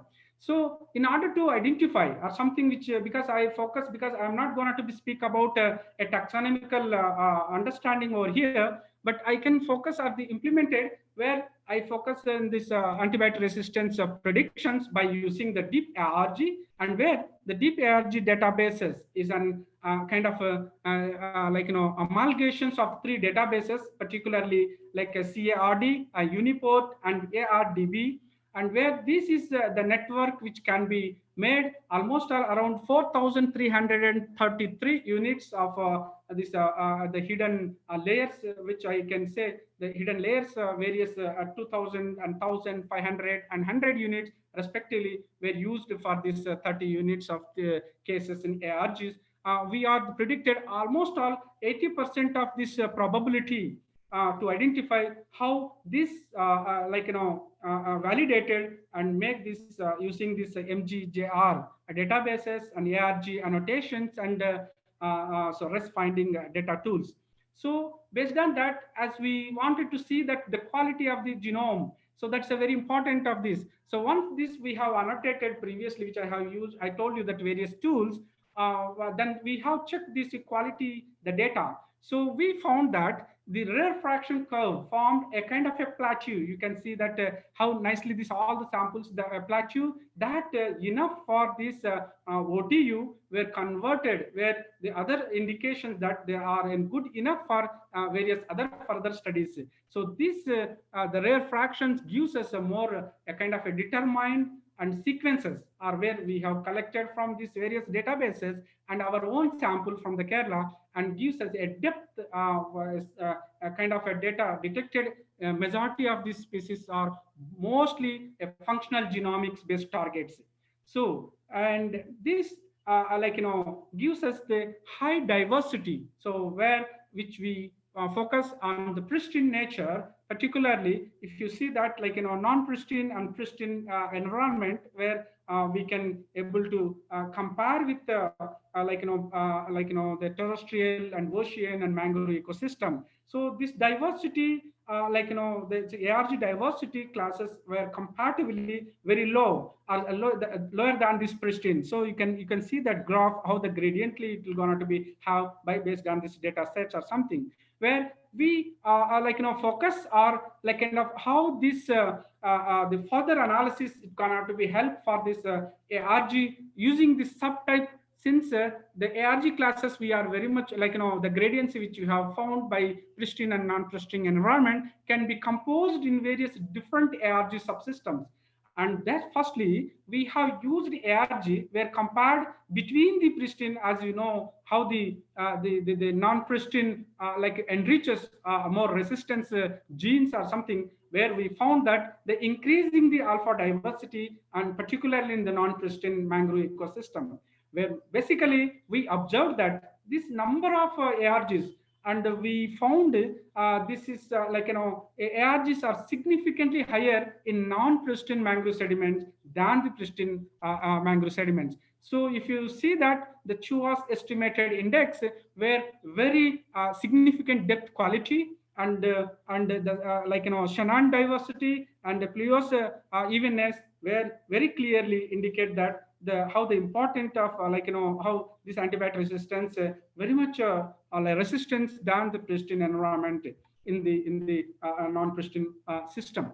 So, and I would like to just focus these are the mangrove sediments where the highest diversity of antibiotic resistance where we have found, and this could lead and in direct human intervention. That is a very important. That's what a non-pristine environment can give this a very clear cut picture by using the data set. And we go for this various anoism analysis were indicated geographic detects in antibiotic resistome in diversity. So mostly we found that almost 38 means 39% of resistome were common in all the countries where, which I have just told you, that various like China, India, and Malaysia, and Brazil, and Saudi Arabia. So the a kind of wastewater treatment, the plant also a kind of the ARG diversity were correlated to the socio-economical status of various respected countries. And you can see that the moreover the percentage where this the Venn diagram can show the very clear cut demarcations or indications of this high differentially ARG's diversity in individual countries. And this has been published and it in the Nature scientific report. And moreover we have communicated in the other part of this sample the analysis of the resistome in Nature communication. And the ARG waste and treatment particularly it is related to socio-economical conditions of these countries. And I'll just see that how the correlations between the resystems and the involvement and interventions are going to be happen. So this is completely inversely proportional to this antibiotic consumption of whatever this human developmental index. So we have compared with this human development index where this population based and where this the exactly certain human intervene samples are very high. So where it indicate that, and that provide this more information, the abundance of these things. Hence, it is a kind of a similarity which you can see that how differences of made the consideration of the weight principal component analysis. I will show you in the next slides how they are differentiated, and where this very clearly indicates that. So this almost all, and we went for the subsystem, subdivide something classes of this ARG, and around total 27 ARGs class were detected, a kind of a dominated multi-drug resistomes or something, MLS or something. If this is indicates that how this multi-drug resistant and compared to this all the 27 ARG samples, including all the detailed information, and how this enrichment or something differential enrichment where we found it, and those are antibiotics, a kind of multi-drug resistance, and tetracycline, the antibiotic resistance, and the majorly focus in that the various significant then as p value says on something, and pristine environment the system. So, and if you see that how the predominance they are, that is a very important phenomenon, and to while comparatively, and we can see that there's ROP B2 and MAC B and tetracycline A, where this various multi-drug resistance and MLS and tetracycline. So this also can indicate that a statistical significant where different relevant of this kind of the nature where it can be easily can find out how they are very important. So this can be kind of MLS classes as you know, and where the various MAC B around 8.82 a statistical way where it is going to be occupied, and tetracycline and tech A, which is a significant differences the abundance which I can show here. So in compared to this, how they are really the prevalences where they can mobile from one species to another species, where these genes particularly TEC-X and MCR were detected in majorly, particularly in these various the majority of these genes, and it can be particularly in the Kerala samples compared to the other countries, and particularly in India among the predominance, since both genes are kind of encoded various in the plasmids, and they're highly mobile actually, and they are potentially very much outbreaking kind of resisted or something, which can be give some kind of the changes or something, and will give a very clear cut picture where the and along with other the antibiotics kind of rifamycin, multi-drug resistance, and macrolides and tetracyclines in the statistical way, which we have compared with the various other genes, are a number of 281 numbers of genes where we found. And this how this ARG diversity was highly similar among the other mangrove systems, particularly other countries. We compared the ecosystems where I have already told to determine the similarity extend beyond the mangrove sediments, where we compared, as I said previously, the ocean and terrestrial ecosystems. They have mostly a contrasting ecosystem compared to mangrove system. That is a very important. So there we found and mangrove sediments had average almost all ARG diversity than the other ecosystems. We found that these are the evenness among this ARG diversity in mangrove. As you just see that evenness, the mangrove sediments indicate this distribution, how it was distributed and dominated towards mangrove sediments of these samples. So then how this got antibiotic resistomes and various ecosystem where the diversity has almost all similar, but these mangrove sediments have and different in this extended to beyond various other systems, though this found a sediment a kind of a moderate ARG diversity compared to other systems. So where if you see that a kind of a diversity significantly, as I showed you previously, how they are pristine, non-pristine environment are very much the importance or something. In order to understand the ARG diversity between ecosystem, and this is heat map shows that which was carried out a huge differences between as these three ecosystem, and several ARGs are present in particularly in this ocean and terrestrial were not represented in the mangrove. That is a kind of, you can see that dense kind of things, but it cannot be able to read because it's a heat map. It's highly similar distribution, and it could be due to sediment of nature of the mangrove and the terrestrial ecosystem, which is explored, and particularly the soil particles are something where which clearly indicates. And moreover, the similarity between the mangrove and terrestrial ecosystem, it is extended further subtype of ARG, where the ocean and there's mangroves and the terrestrial ecosystem where it is very much found a different way. And in order to show that these slides, which we particularly this slide, in particularly the ocean had much difference among the abundance ARG, particularly, and the ocean sample clustered for away from this principal component. I can imagine over here, so that this principal component analysis can make it is, and how kind of difference with various other ecosystems, and similarities of this mangrove and terrestrial. If you see that this principal component analysis, where this terrestrial that were identified in the previous slide which I have told you, and also represented in this clustering of this this antibiotic resistance.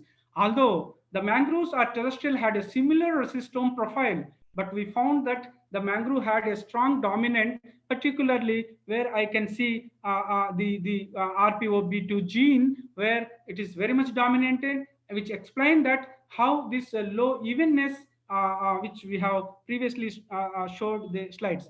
So moreover, this about the genome data, but I want, in order to prove that whether it is in a laboratory condition or in vivo in vitro condition, we have checked this the sediments, and we have culture by traditional method, where we have found with the various almost around 70 to 80 organisms which we have isolated, and there we found that 9 antibiotics were used screening this various antibiotic resistance bacterial based concentration, and which is recommended by the CLSM and literature. So these are the antibiotics are very much resistant where against various the bacteria, and we have used this traditional method in the plate method.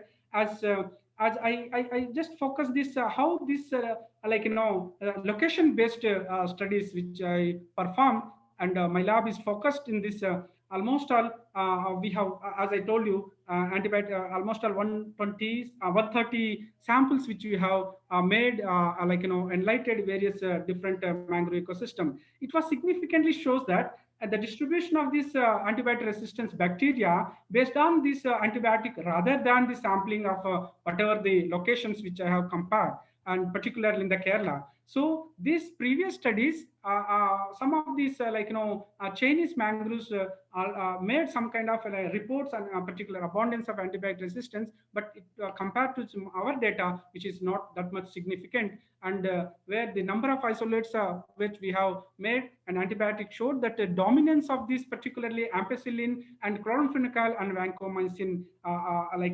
vancomycin antibiotics.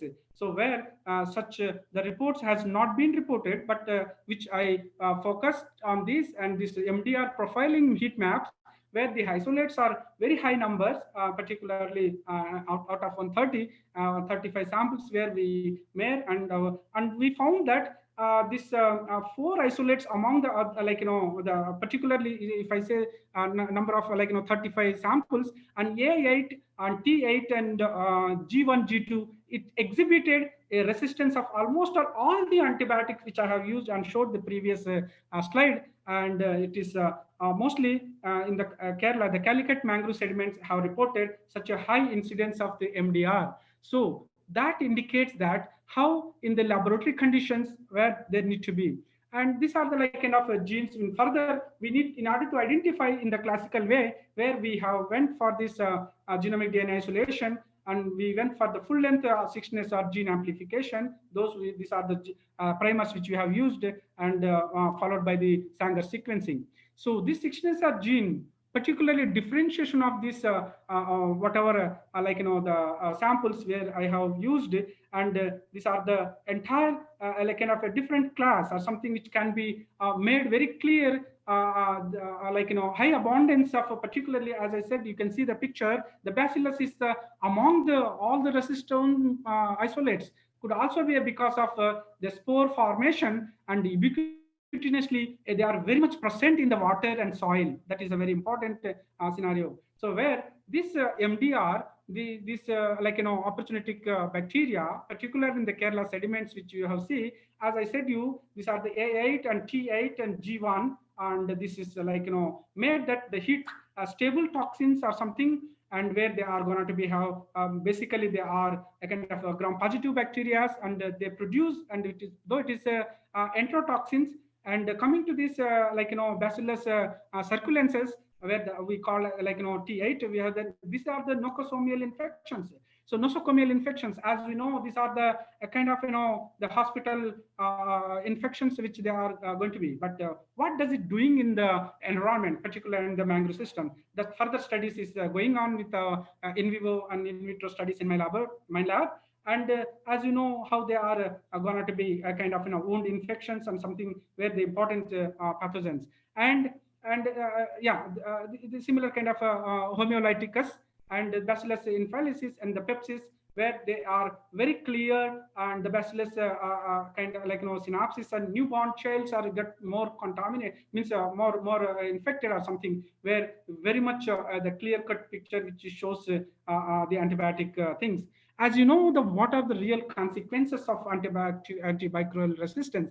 As you know very well, the cost of this multi-drug resistance are something which we can say that in the third line of the very high, or almost all kind of around $900 or something there. So if you see this antibiotic resistance nowadays, we are very much, many scientists are very much focusing on this, and to make that how it gonna be, how it will be, it is the antibiotic resistance mechanism is happening. So that further molecular studies are something, genome sequence, whole genome sequence studies is going on in my laboratory in order to reduce or something which can be made a proper things. As you know very well, as I said to you, the previous the initial slides, how this the depth is happening, various diseases or something. Ranjit, where hope you have come to the conclusion.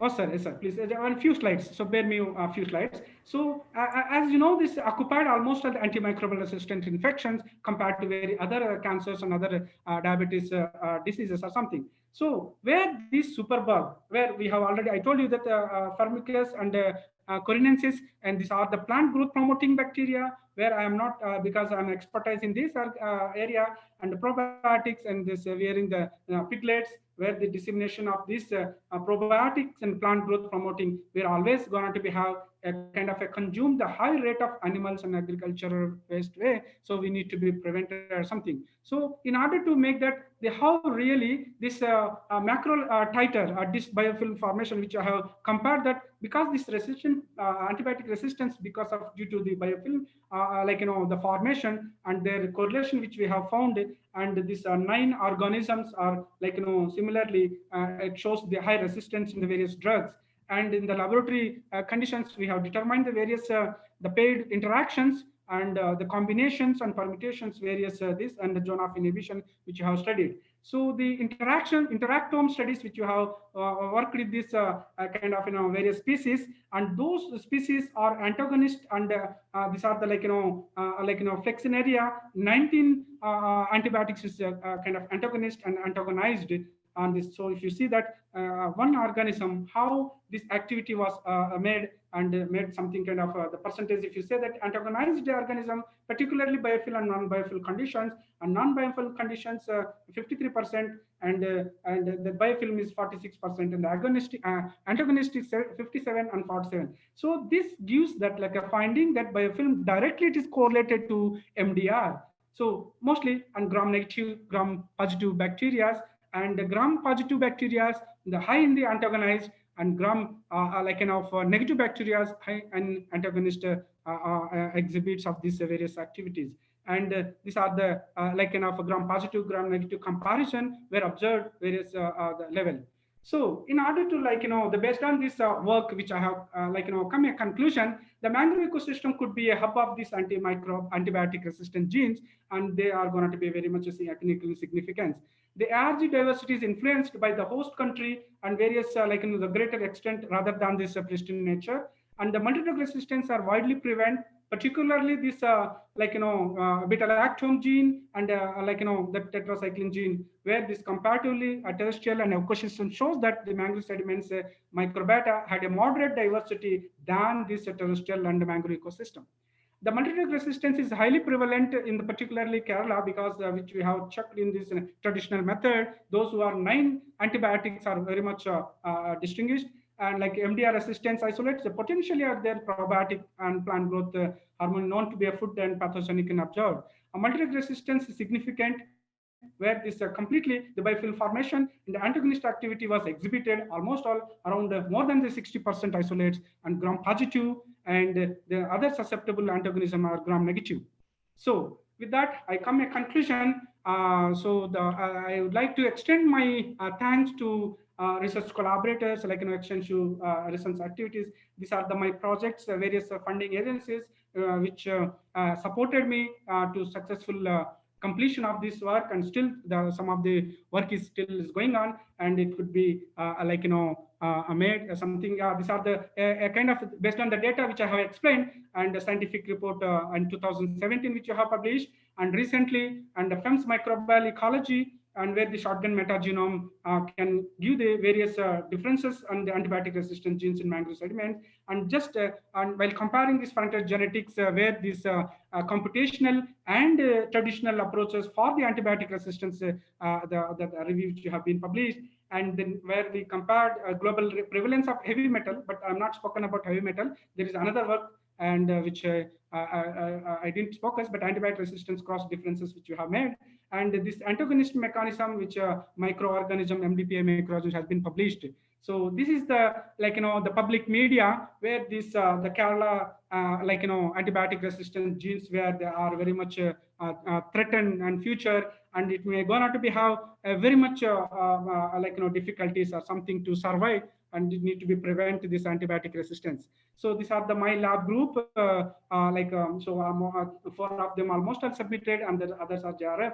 So this with the help of this my students and my group is what's established. Actually, is another part of my interest is on cancer genomics, and previously the Venkat spoken the earlier morning speech, and I couldn't able to go in that topic, and I have extensively worked on the Nature Communication paper, and later in the opportunity comes in future, I can explain. But in metagenomics, it was very clearly worked on the first time in the Indian and abroad scenario as the whole metagenome sequence, in particularly mangrove sediments.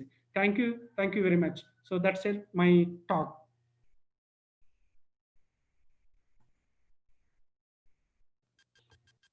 Thank you, Dr. Ranjit, informative talk on mangrove ecosystem and antibiotic resistance genes. It is interesting that a lot of pool of antibiotic resistant genes are observed, and this might become a source for dissemination of multi-drug resistance among a variety of prevailing from there again to the human population. It is a nice observation what you made. Thank you very much. Dr. Hamida. Dr. Hamida. I'm happy to take any questions from the participants. It would be helpful for more discussion, so that I am happy at least give some questions if they are in the chat box. And if not, even I shared my email ID, so they can communicate through email, so that I'm 24 hours available for giving these whatever the doubts which having the participants my work on my work. Very much, Dr. Ranjit. I mean, the moment we think metagenomics, it's microbial diversity, but I think this is the first lecture I have got on the ARG diversity, which is really informative. I have a question. If any comparison you have done in the mangroves where it has not been disturbed, or did you at least go for, I mean, any other ecosystem to say that it is human intervention that we have the reason of ARG diversity high, either in Calicut or wherever you have made a study? Can you comment on that? Yes, ma'am. Actually, there is no such place which are very much without a human intervention, because one way or other way. So through the ocean samples or ocean the salt tolerant the the mangroves or whatever the dumps which we are waste industrial waste or something which can come the oil waste or something, and through the tidal variations it comes and accumulated. So there is some kind of mangroves or man-made mangroves which is are very much like a human the mangrove artificial plantation, but that might be one of the reason which I couldn't able to focus on that. But there are very rare the artificially made mangrove system. But most of the countries, around 123 countries are occupied, almost all around 0.12% or something, which is imagine which I have a first slide which I have showed you throughout the global map, where which is 152 kilometers square is occupied. So those particularly, even there is one West Bengal Sundarban mangrove system, but there is no such ocean contaminated mangroves. So these are all river estuaries based samples, so that we unable to focus on those mangroves. I think since we have another part of work which we are continuing, those particularly the halophilics, they are very much abundance in these mangroves. And throughout the global, which we are focusing with the help of US Virginia Tech University and Brazil University and the National Institute of Singapore, which we have collaborated. Those halophils are producing various novel genes. Even recently, the Science and Total Environment one journal have been published on a novel genes which you have identified through Archaea, halobacterial pigment productions, and they are high biological significances.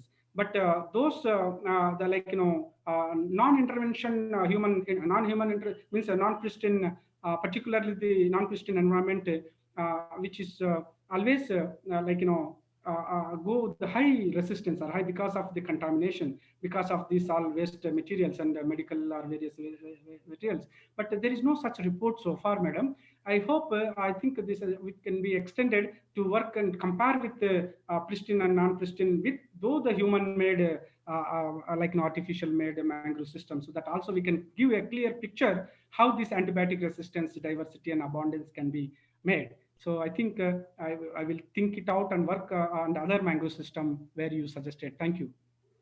Thank you very much, sir. Now, For all the participants, we have a break for 10 minutes. We'll be back by 11:30 a.m.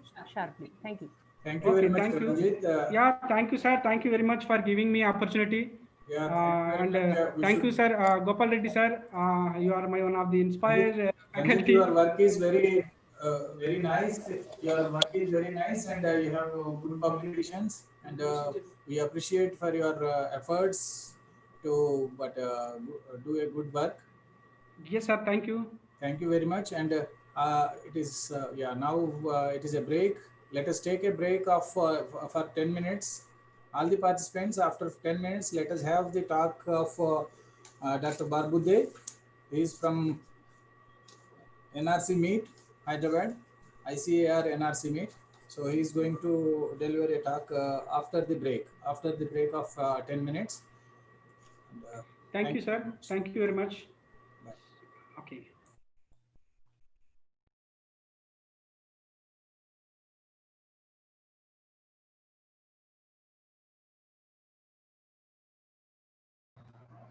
Hello, Dr. Bhima. Hello. Yeah, tell me, sir. Can you hear this clearly? Yes, it is clear only. Okay, no problem. So just I was testing. Yes, after 10 minutes, let us join. Sure. I am online only. No problem. Yeah. Okay.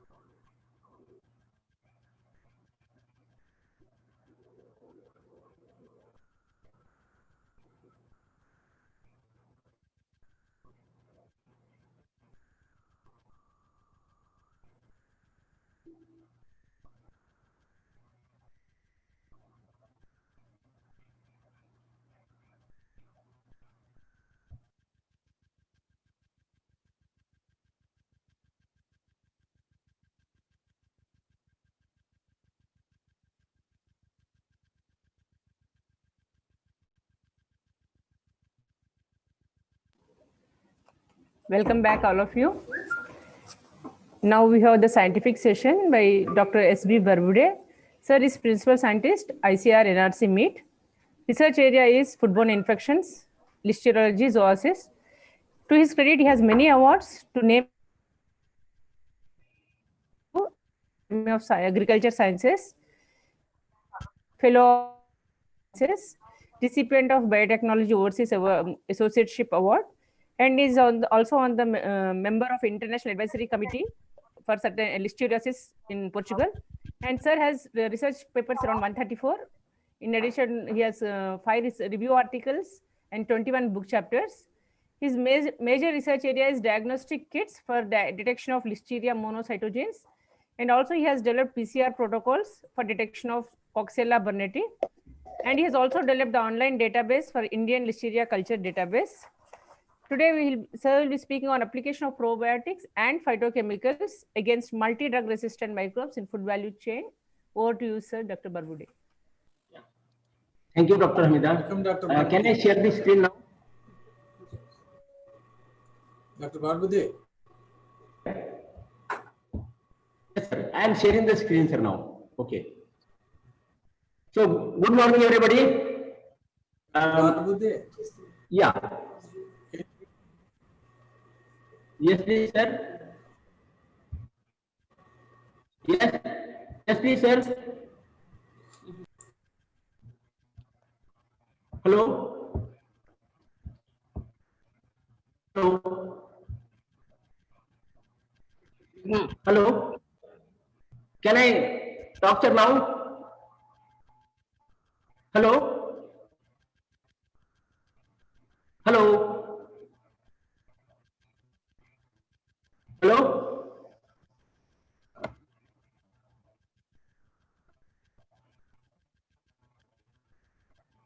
Hello.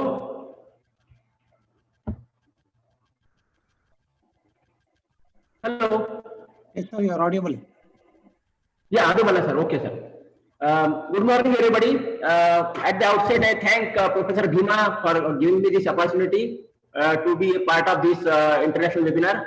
So, I will be talking on applications of probiotics and phytochemicals against multi-drug resistant microbes in food value chain. So, as introduced, I am working at ICR National Research Center on Meat, Hyderabad, and this is the only institute in India which deals exclusively on the meat and meat products, and it's a part of ICR system. So, coming to this.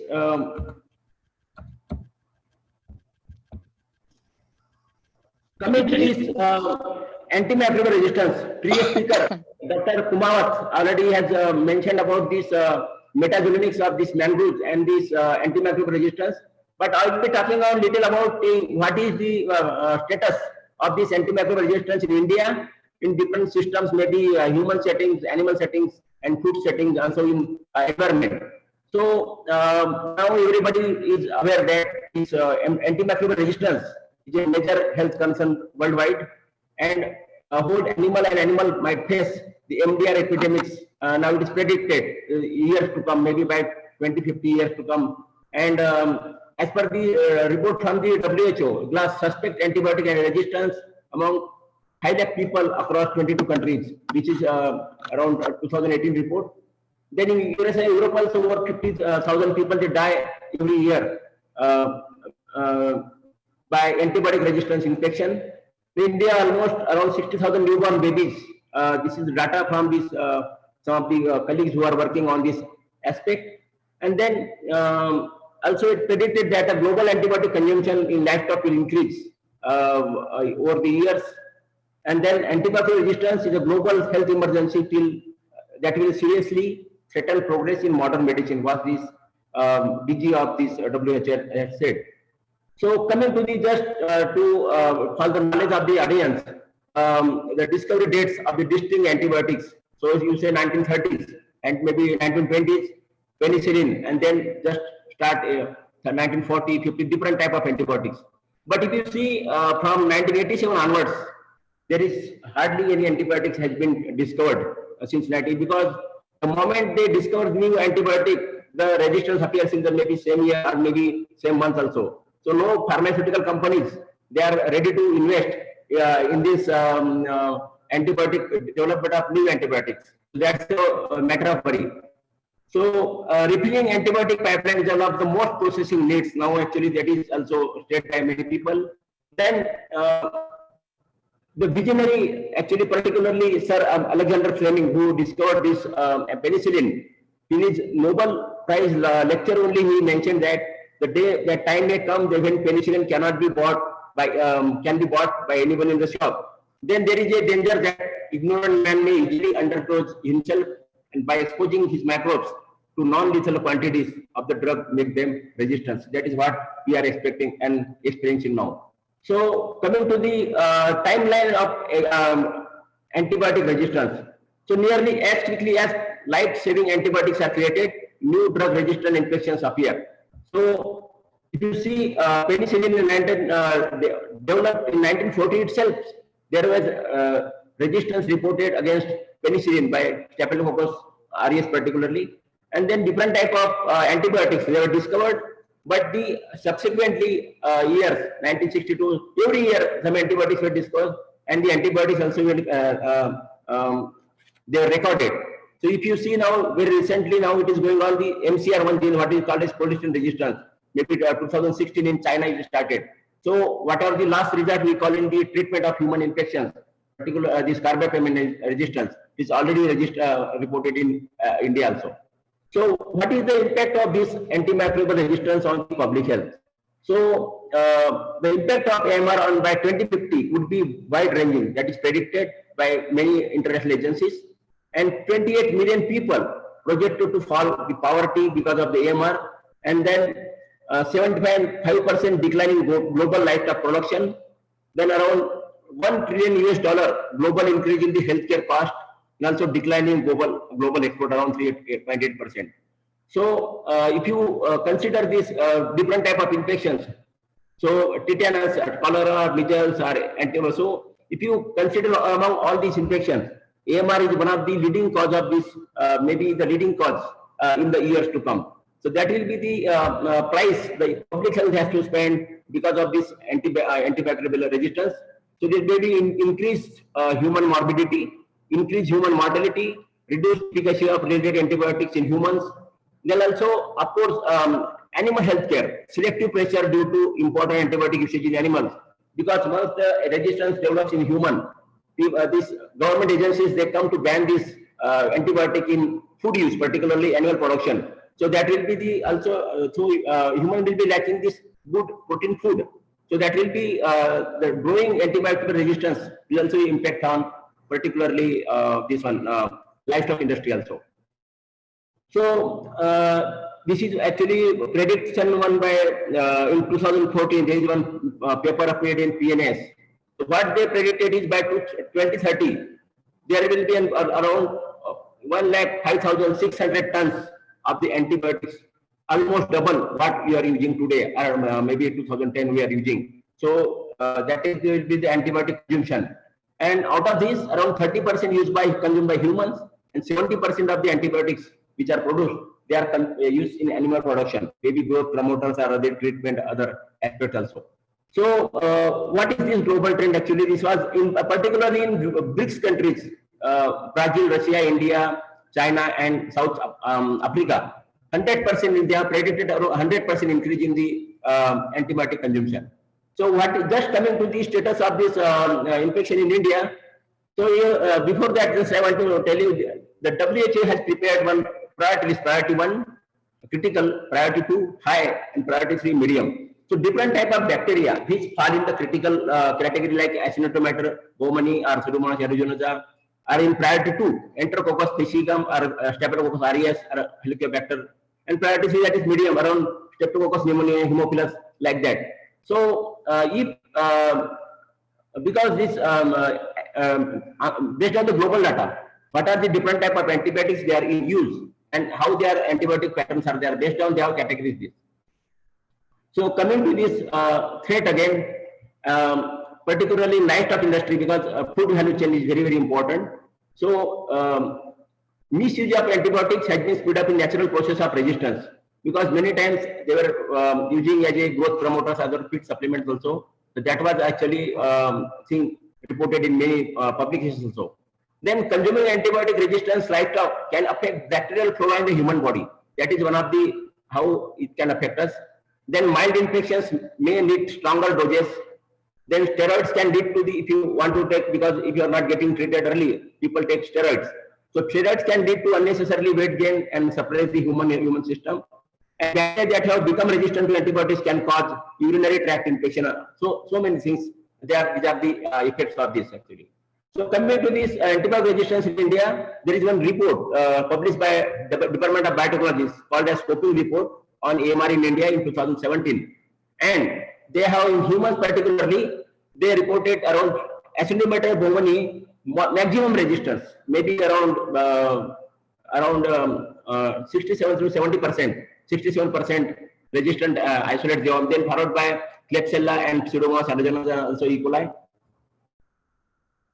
Then in India again, strategic, particularly colistin resistance, emerging problem, and there are publications also from Sanjay Gandhi Institute of Medical Sciences, Lucknow, that they have reported some cases, human cases of colistin resistance.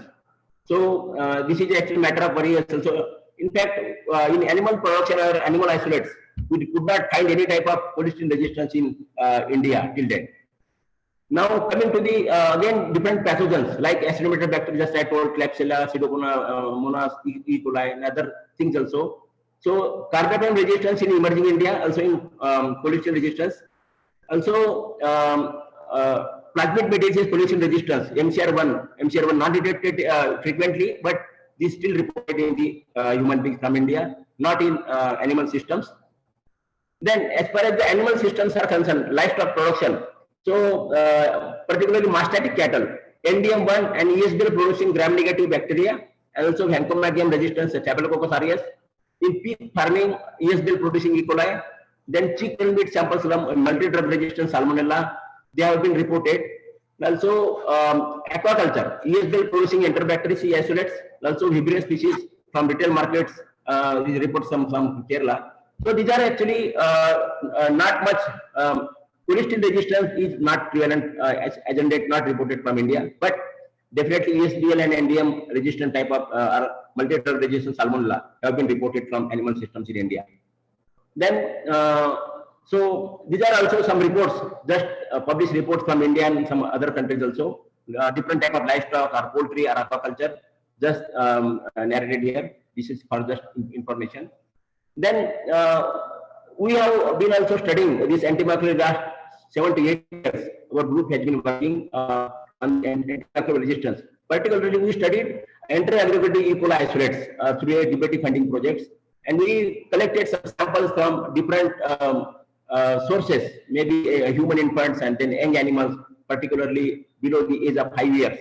Lot of different sources throughout India, and we found some type of different resistance actually. So resistant to 2 antibiotics, 3 antibiotics, 4 antibiotics, or 5 antibiotics. This is why the multi-drug resistance patterns of inter-aggregated E. coli we could report from direct infants and also young animals in India itself.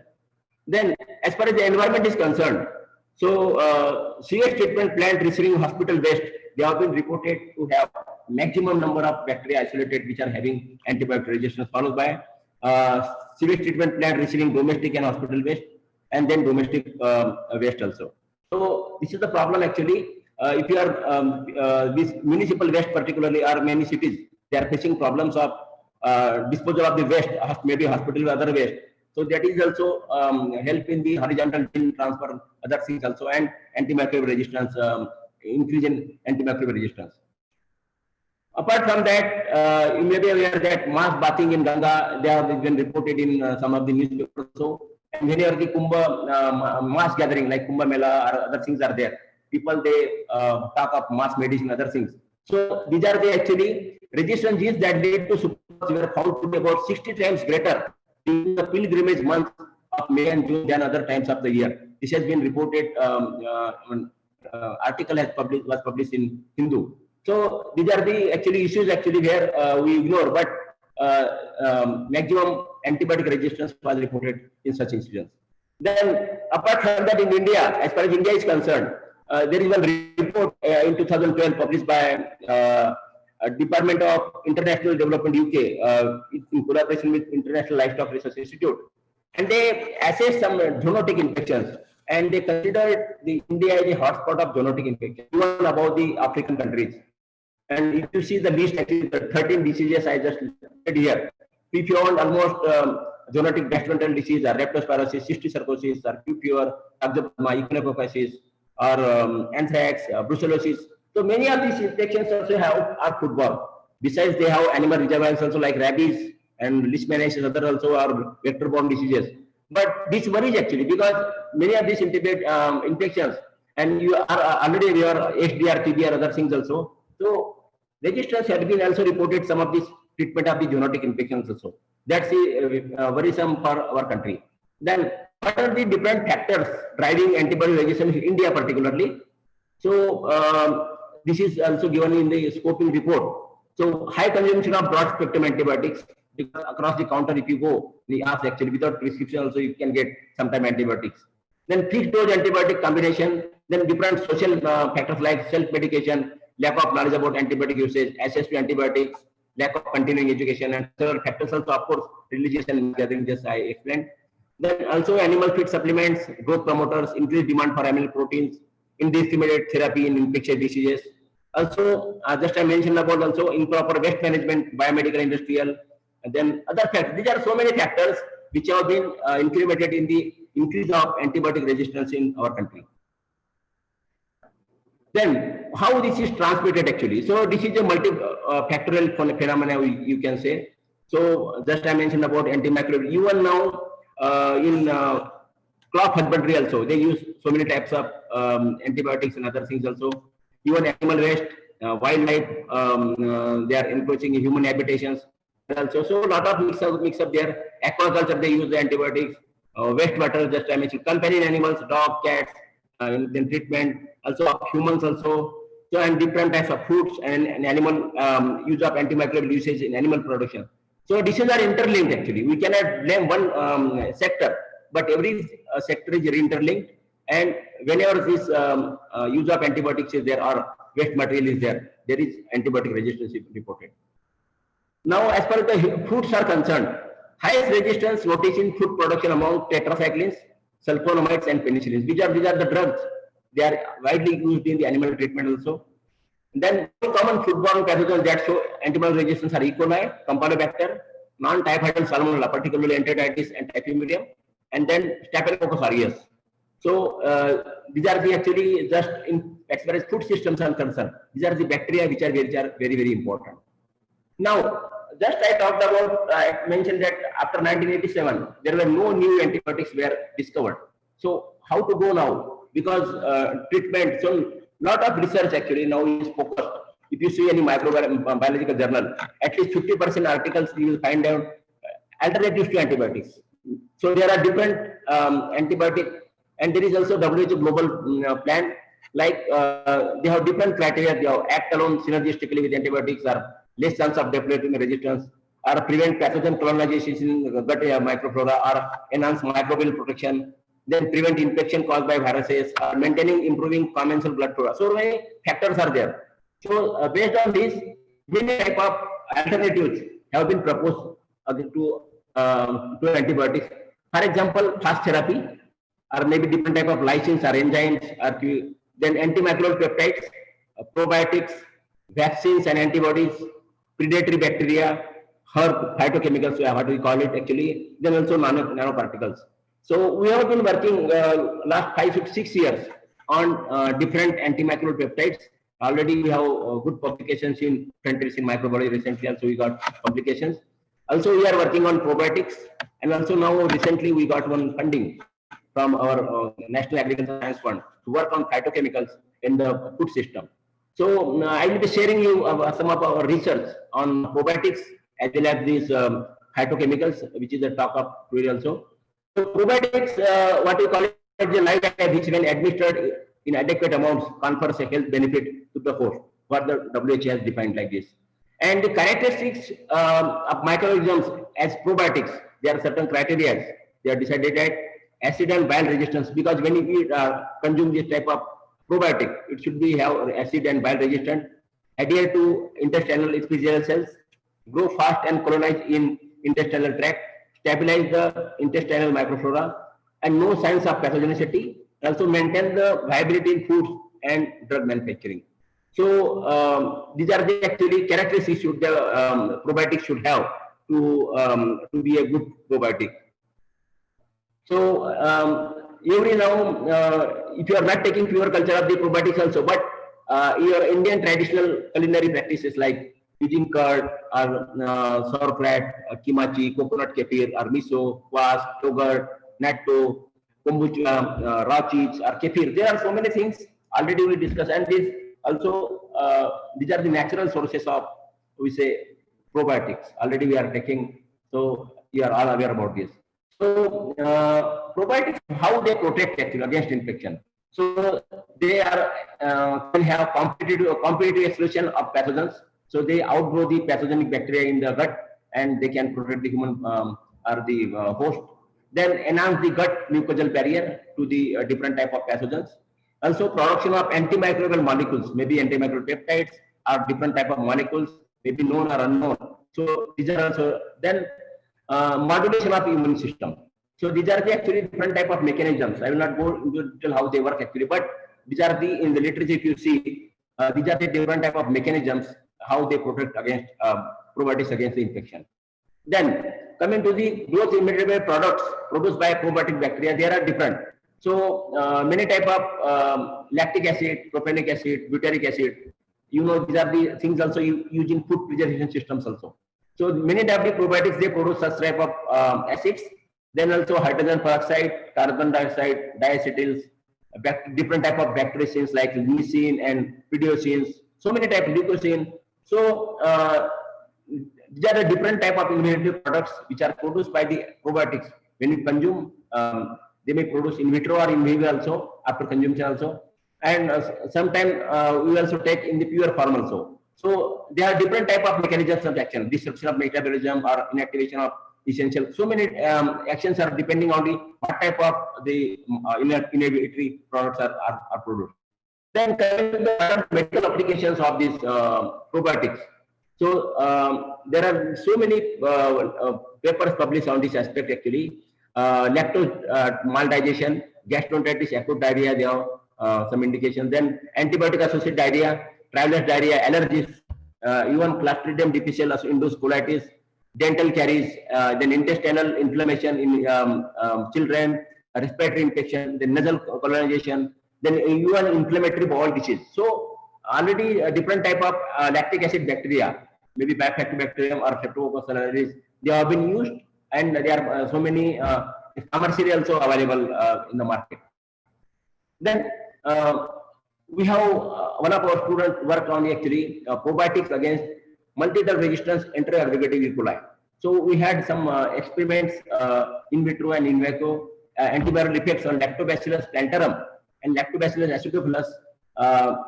We have used individually as well as synergistically against multi-drug resistance anti-aggravative E. coli.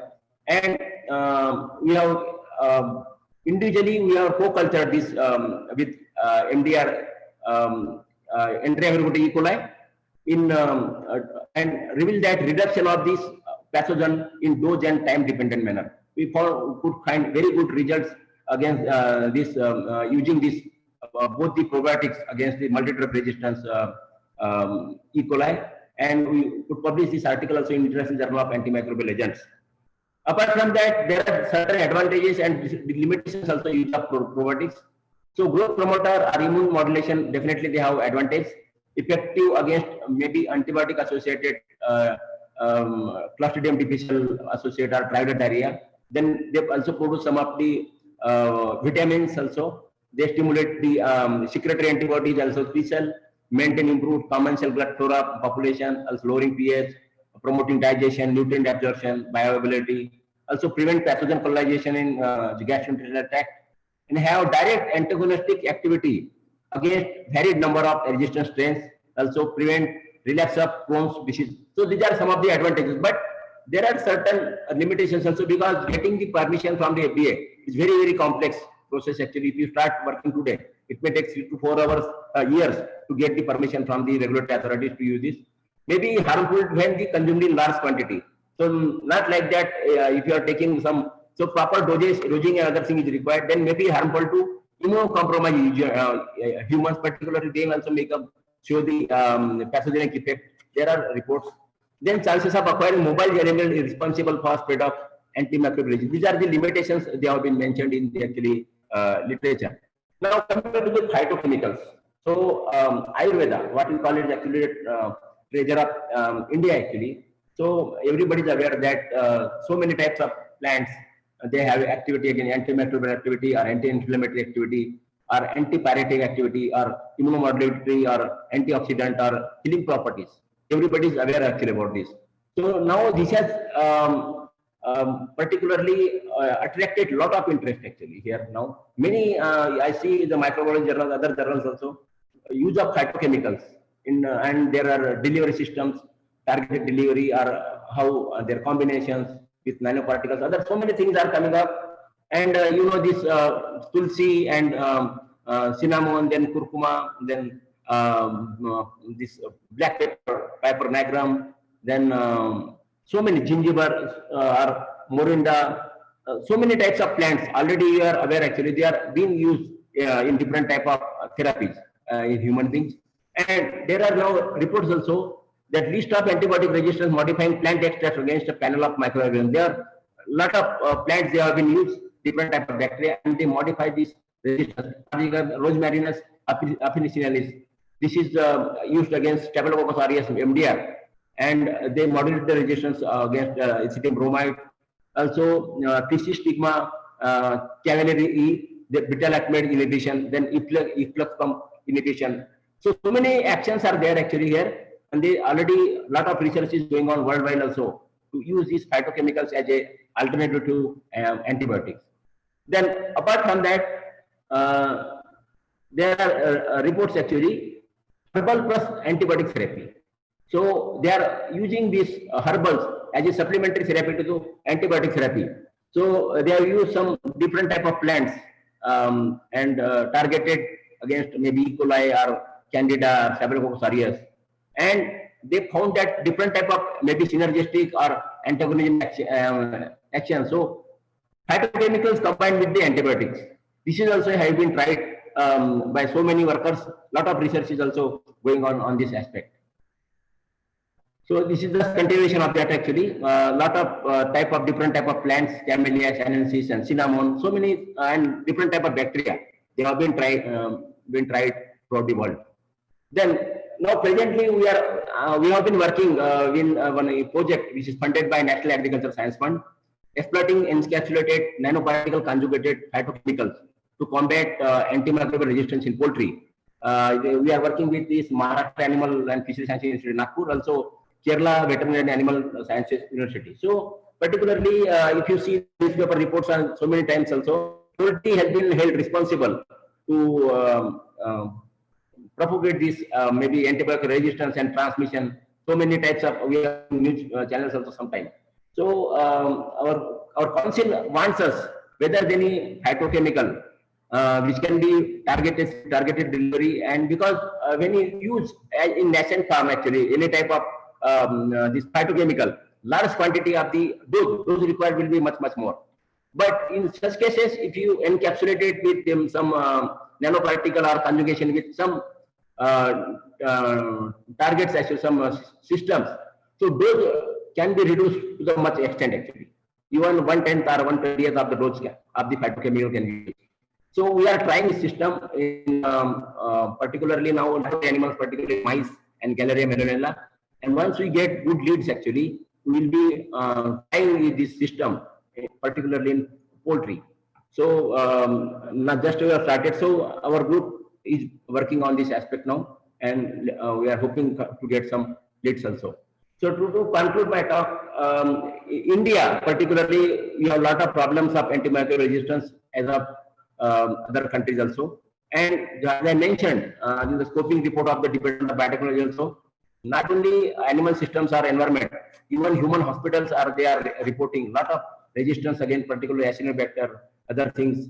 There are many social factors, also other factors also, which are responsible for this emergence, also some of the other factors also. So there is need, because no new antibiotics are in pipeline, we need to have some alternatives. So just I mentioned two examples here, particularly probiotics and the phytochemicals, which have very potential. And also we are working on antimicrobial peptides.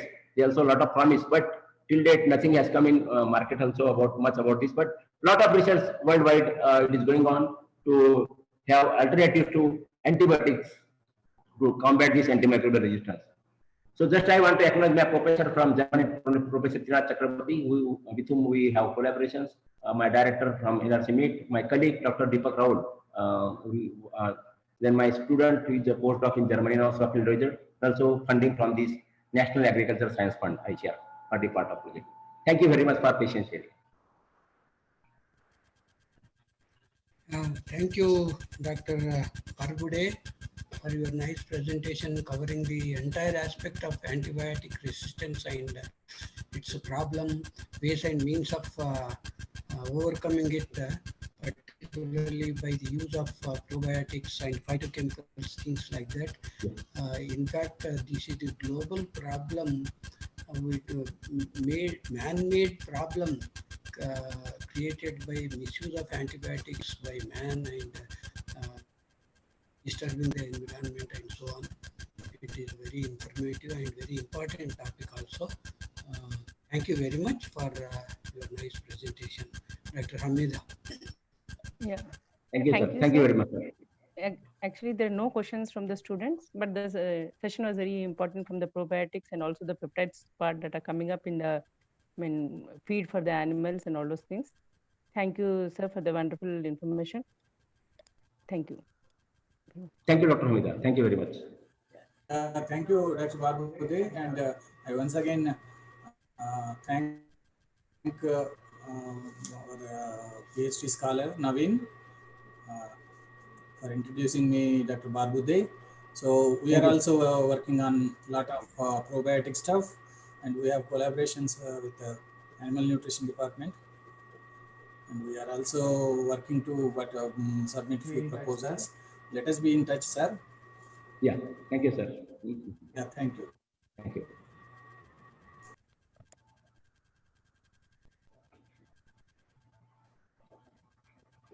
Yeah. Back to the scientific session again.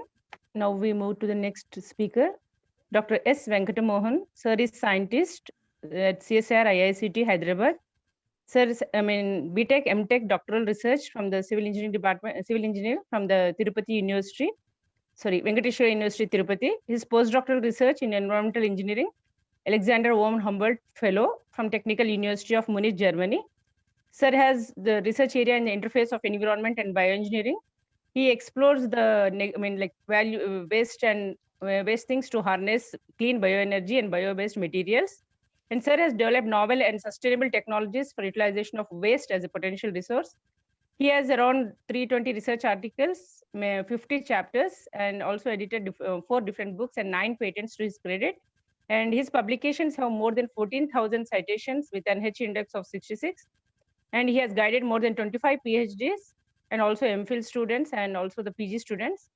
And he has award of Shanti Swarup Bhatnagar, the prestigious award in 2014, Engineering Sciences from Government of India.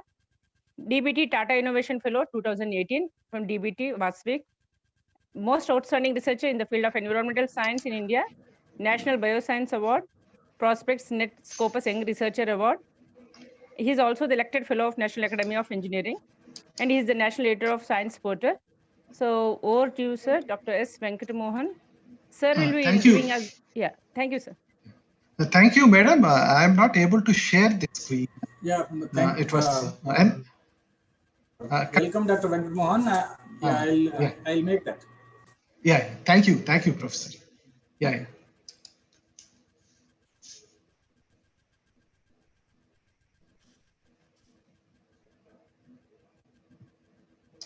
Yes, sir. Now you can share your screen.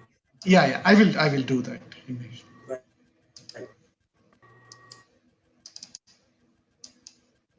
Still, it's not function.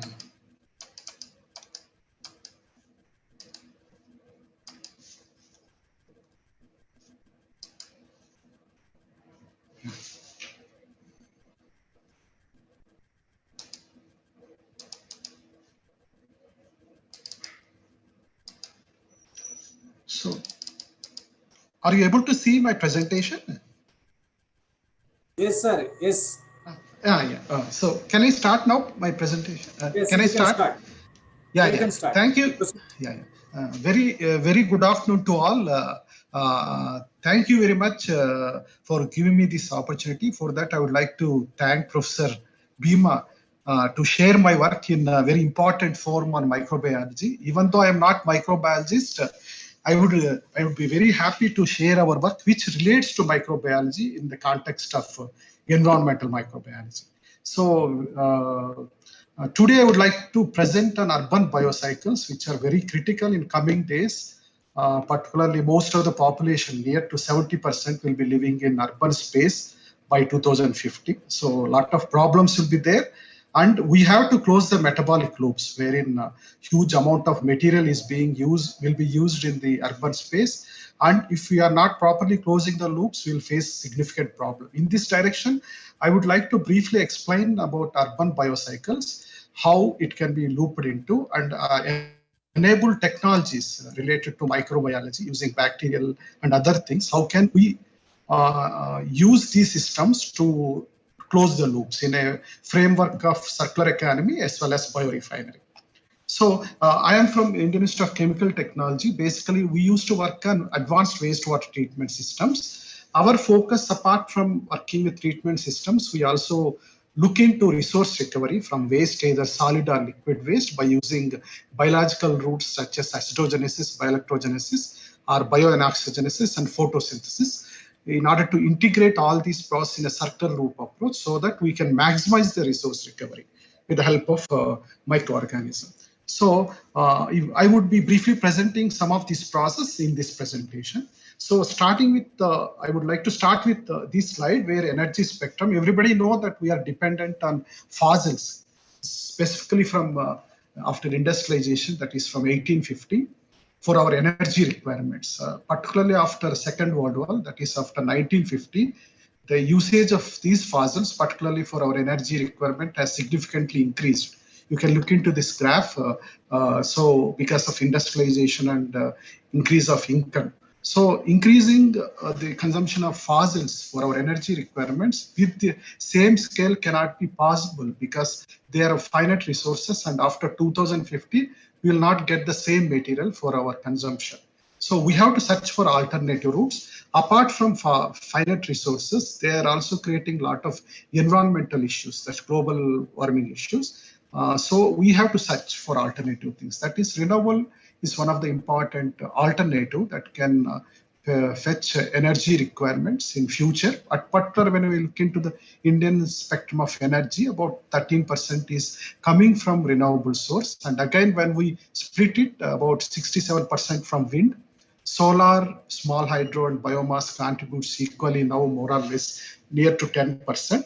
Waste to power, very less, about less than 1%. But in India has huge potential of using biopower, particularly when we look into the MNRE figures. We have about 22.5 gigawatts of potential, but right now we are only using 3.6 gigawatt potential. So when we look into the global renewable energy spectrum also, it's more or less similar to India, but it varies, depends on the country to country and policy to policy and feedstock what they are having.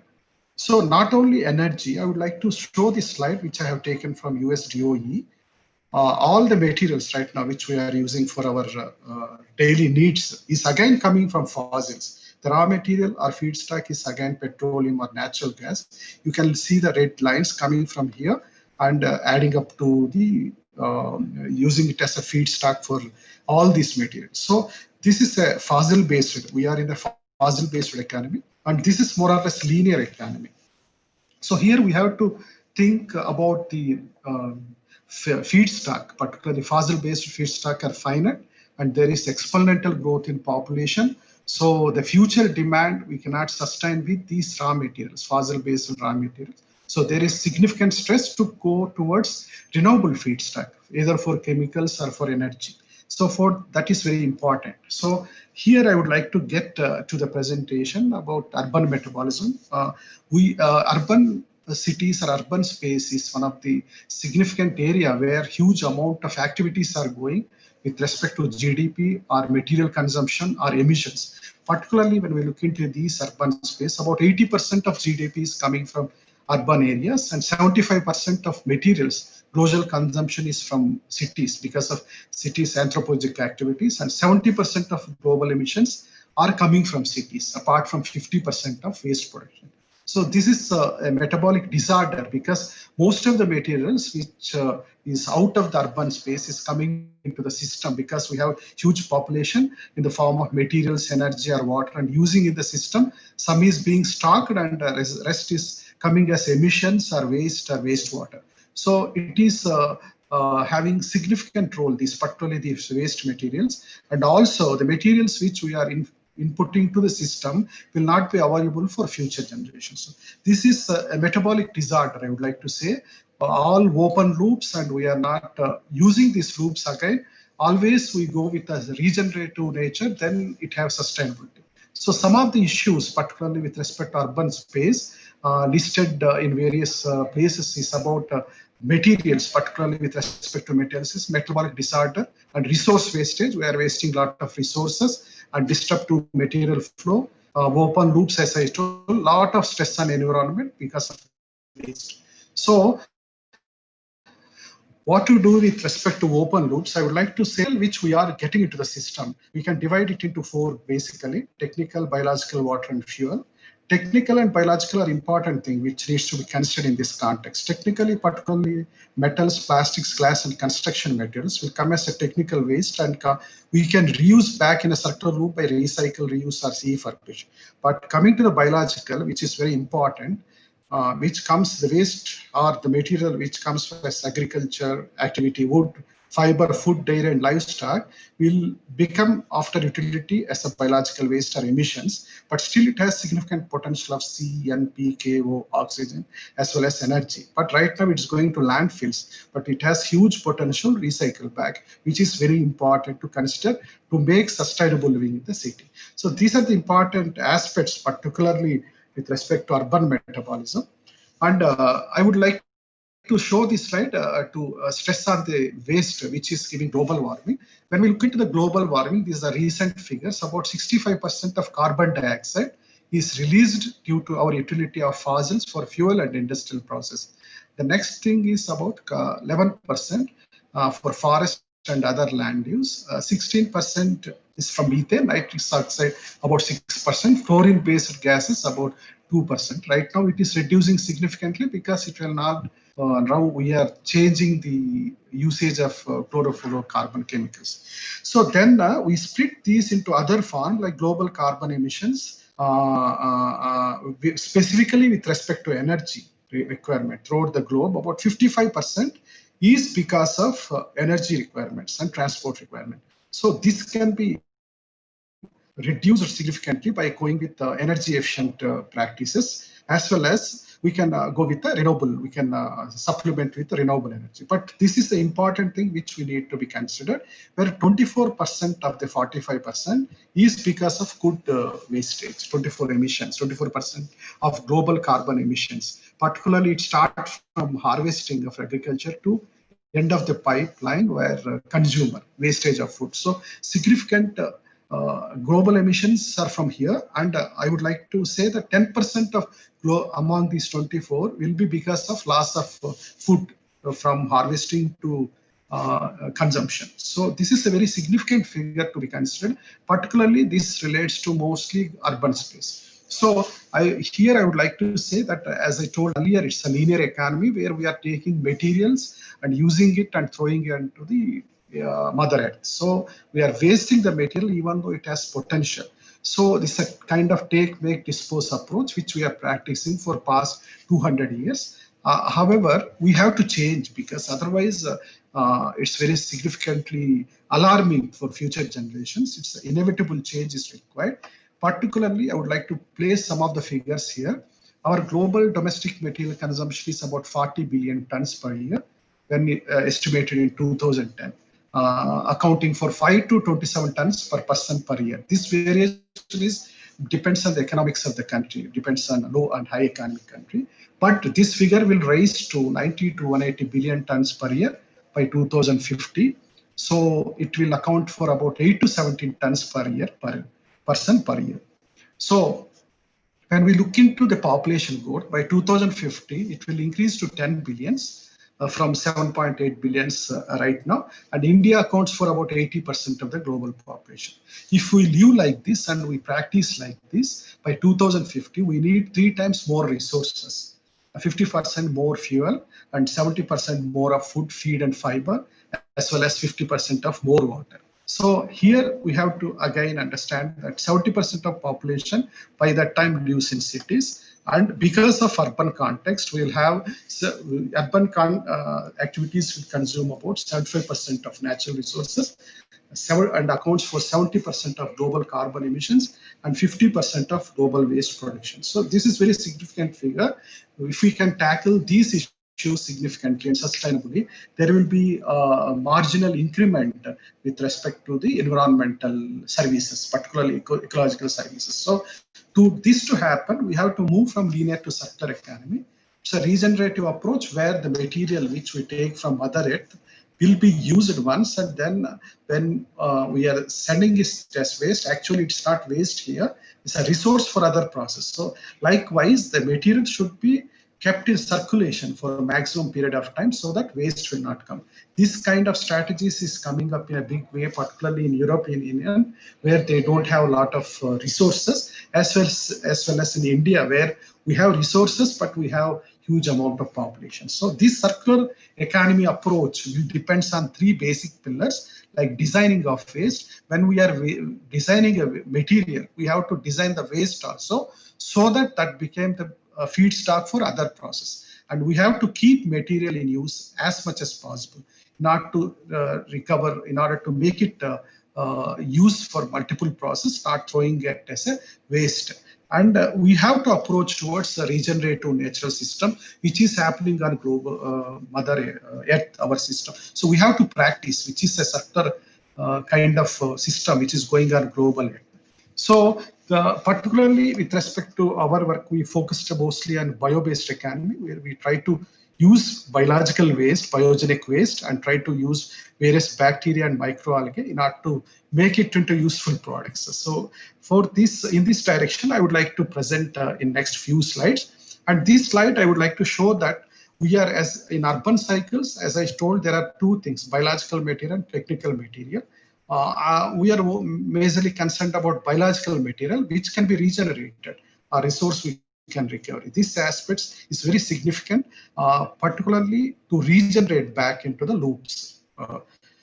So this is a conceptual figure we try to develop, particularly to urban space, where we can contribute towards recirculation, the materials, all the waste or other materials which is coming biological nature can be re-looped back to make the urban space sustainable.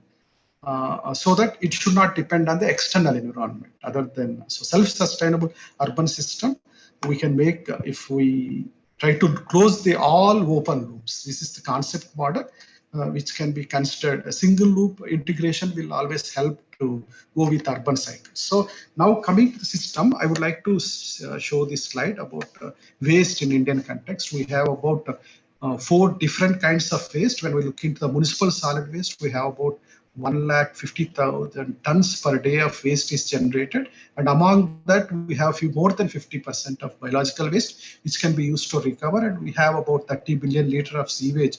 It's a huge quantity of nutrients is embedded in this thing, as well as energy. And apart from that, we have fecal sludge as well as industrial wastewater. These 4 feedstocks are very important, particularly when we look into the biogenic waste material to convert back into the resources. So there will be no dearth of material. Municipal solid waste, every year there will be 10% of increment because of population growth as well as economical growth. So there is no dearth of material as like fossil fuels. So basically, when we look into the biological waste, as per the regulatory requirement, we have to treat it, and treating it by biological route is always sustainable. And basically, people will go for aerobic process by giving oxygen, which is energy intensive. But alternatively, we can go for anaerobic process by using anaerobic bacteria and treating it towards final products. Like conventionally, we can produce methane. It's an age-old process, about 100-year age mature process, but we can regulate the anaerobic metabolism towards production of various other products. So this is advantage with respect to anaerobic process. Or with microalgae in place of bacteria, we can also mixotrophic mode of cultivation. We can convert CO2 and nutrients into biomass that can be again used into reuse it for many applications. So I will skip that. So for this to happen, we need enabling technologies, like to refine the waste particularly. We need to have technologies that should be looped back. So basically, at present, mature technologies like anaerobic digestion as well as by composting will help significantly to loop back the material into the circular things. But those 2 things are not sufficient, because making it to refinery, making complete resource recovery and in a sustainable way, we need processes that will have feasibility to convert into different chemicals and different energy. In this direction, you can look into this anaerobic microbiome thing. I try to put it in this form to understand how we can treat this process, anaerobic process, by giving 6 carbon ring. We can feed the process towards production of any of these products, including lactic acid, lipids, biomethane, hydrogen, like that. So it's a very versatile platform. So in this process, I would like to say anaerobic microbiome is very important route at initial point of the biorefinery. So we started working on hydrogen production since 2005. Because it is clean energy and future generation will be hydrogen. So we started in 2005 and put a pilot plant in 2006 with MNRE funding, which can produce about 50,000 liters of hydrogen by taking any kind of wastewater. In order to make resource recovery more feasible, we also developed a first world pilot plant in waste biorefinery, which can convert into carbon into different forms. So hydrogen, as you know, everybody, it comes from the 3rd step in anaerobic metabolism. When we suppress the nitrogenic activity, we can make hydrogen as a terminal end product. So I will not go into deep because of lack of time. There are many challenges, particularly with respect to selective enrichment of bacteria, suppressing nitrogenic bacteria and enriching the estrogenic bacteria, such as firmicutes, will be able to produce hydrogen in a significant quantity. So this is the pilot plant, as I told, different unit operation to selectively regulate the bacterial metabolism and suppress certain kind of bacteria and produce 50,000 liters of hydrogen. So when we are looking at the cost, so there comes a integrated approach, because hydrogen itself alone cannot be viable with the commercial market. It's 20% more. So we try to address the side stream valorization, which is very much important in circulation loops as well as biorefinery, try to integrate with secondary biological process in order to produce second product. So the carbon can be converted into 2 products, either first hydrogen and then either into the form of bioplastics or energy or micro biodiesel like that. This integration helps us to maximum resource recovery. And have given us different products which will have feasibility to maximum resource recovery. It can be also used as a phosphate solubilizing agent because it has pitric and acetic acid that increase the feasible availability of phosphates to plant roots, which we tried an experimentation at lab scale. So another very advantageous thing with hydrogen production is, apart from hydrogen, it also produces significant quantity of fatty acids, short chain fatty acids, in the form of acetic acid, pitric and propionic acid. So we are also working on to extract these platform chemicals in a more quantity by keeping hydrogen as the second byproduct. So we can get two forms of products, one energy, one chemical, in the same process by consuming any kind of biogenic waste. But at present we are working with food waste. So likewise, this process, particularly estrogenesis, has significant advantage towards going for different materials. Likewise, the second process, we are working on microbial fuel cells. The basic advantage here is in hydrogen production, we need to separate hydrogen from CO2 and other gases. But here we can directly extract energy by same bacteria and same system by separating it proton exchange membrane and keeping electrodes. The bacteria will generate proton and electrons. Electrons will pass through anode, protons through proton exchange membrane. And this electron passes to circuit, and here in presence of oxygen, it will form it H2O, so cell MFC form. So directly we can extract energy in the form of electricity. So however, there are many limitations with respect to this process which needs to be addressed. So far, we are getting only 20% conversion efficiency. So during this course of time of 10 years, the microbial fuel cells has extended its application in a different domain. Particularly, it became a platform technology like microbial electrochemical system. So based on the feedstock, it can take any kind of waste feedstock, including gas or saline water. By virtue of our application required final product, we can either produce power or nutrients or chemicals, hydrogen, methane, enhanced methane, and short and medium chain fatty acids. So there is significant potential, particularly with respect to microbial electrochemical system, which need to be addressed by the future generation to make it into circular loops. So because of lack of time, I'm not going. These are the fuel cells which we have used.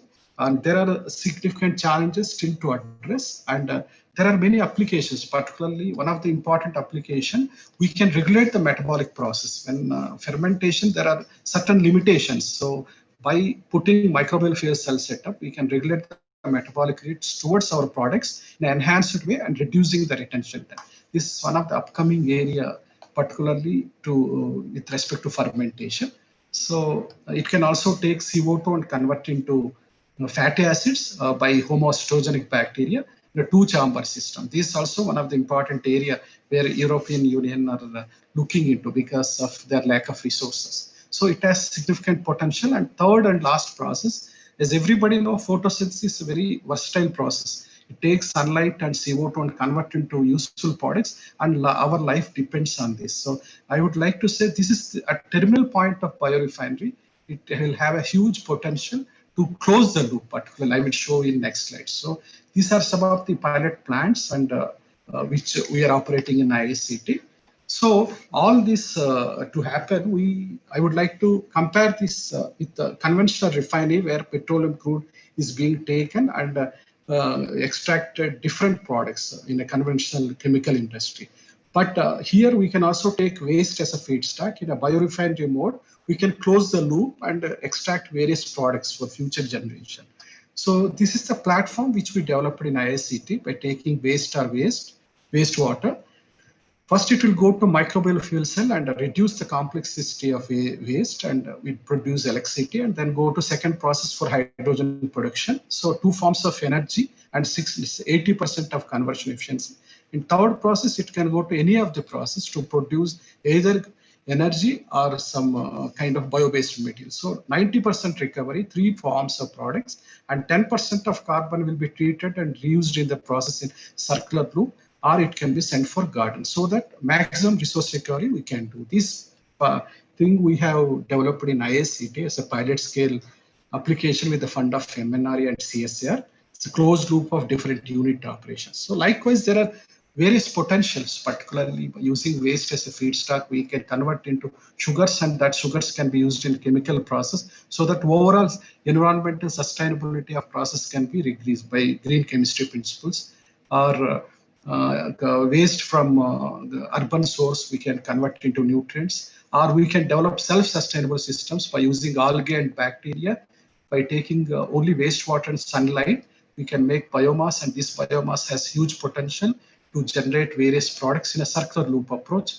Or we can use Agella or duckweeds as a major biomass and then make a circular loop with various products. These self-sustainable systems are very much important, particularly when we look into the space in outer space mission experiments, where they depends on the limited resources and they have to regenerate their material.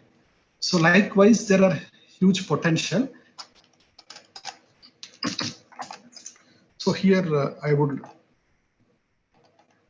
would like to say this slide I have shown earlier at the third slide, where all the materials which right now is producing fossils, we can also produce by biological routes by using biomass or waste as a feedstock.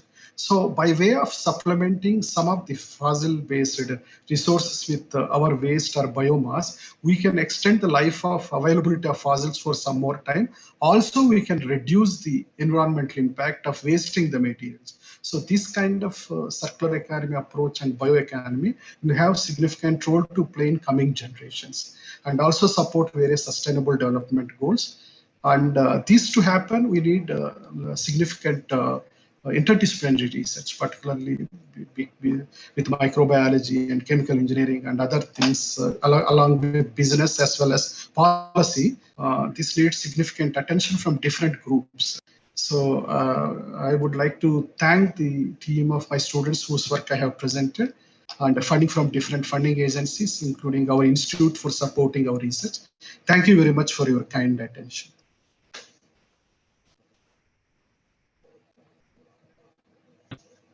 Hello. Thank you, Dr. Venkat Mohan, for your excellent presentation on important topic of waste management, right from the waste generation from urban and rural agro waste generation and carbon emission and treating methods, variety of treating methods of these wastes, and converting these waste into a spectrum of products. Particularly for us, it is not much made use of. To my knowledge, I have been looking for the civil engineering departments of various universities where most of them concentrate only on physical separation and management, things like that. This biological treatment process is relatively less explored subject to my knowledge, and your attempt to develop variety of methods to treat such waste is wonderful. I think it is very important to have interaction with the biological systems and engineering, and particularly microbial systems for the purpose of treating such waste. And the other aspect of waste generation in our ecosystem slowly becoming difficult is the agro waste generation, because of mechanization and various other reasons. The agro waste generation is a difficult problem, and people are just burning it, creating another problem. If this is channeled for the benefit of farmer and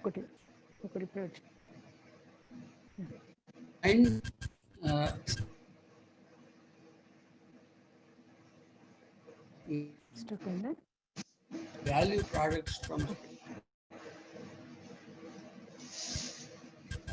work is acceptance and make the presentation. Mida. Thank you very much, sir, for kind words. It is encouraging always. Thank you. Yeah.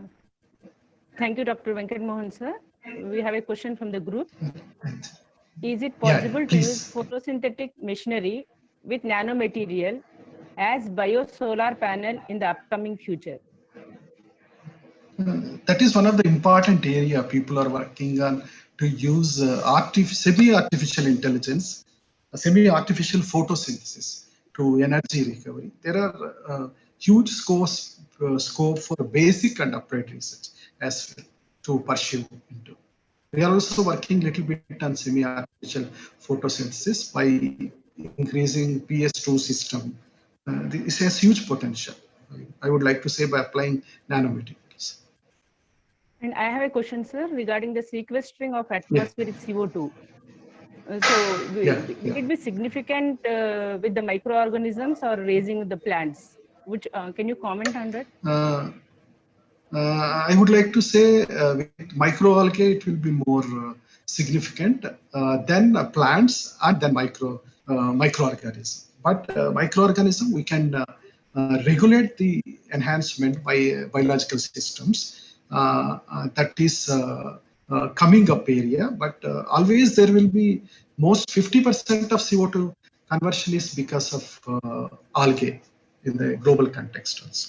So algae is algae comes first, second will be plant, and then microorganisms. Okay. Thank you very much, sir. It's very apt lecture on the regenerative ecosystem, and also the circular economy was really a wonderful thing. And because it throws open avenues, because we have a lot of microbiology students as participants, so they can think of doing a lot of research in these areas. Thank you very much once again, sir. Thank you. Thank you. Thank you very much. Thank you. Thank you very much, Dr. Venkat Mohan, sir. Once again, we are very privileged to have you, have your presentation, and it's a great presentation, and hope it is more useful to our participants. Thank you very much. Thank you, Professor P, for giving the opportunity. Thank you, sir. And dear participants, let us break for lunch, and after lunch, let us meet at 2 o'clock. Bye.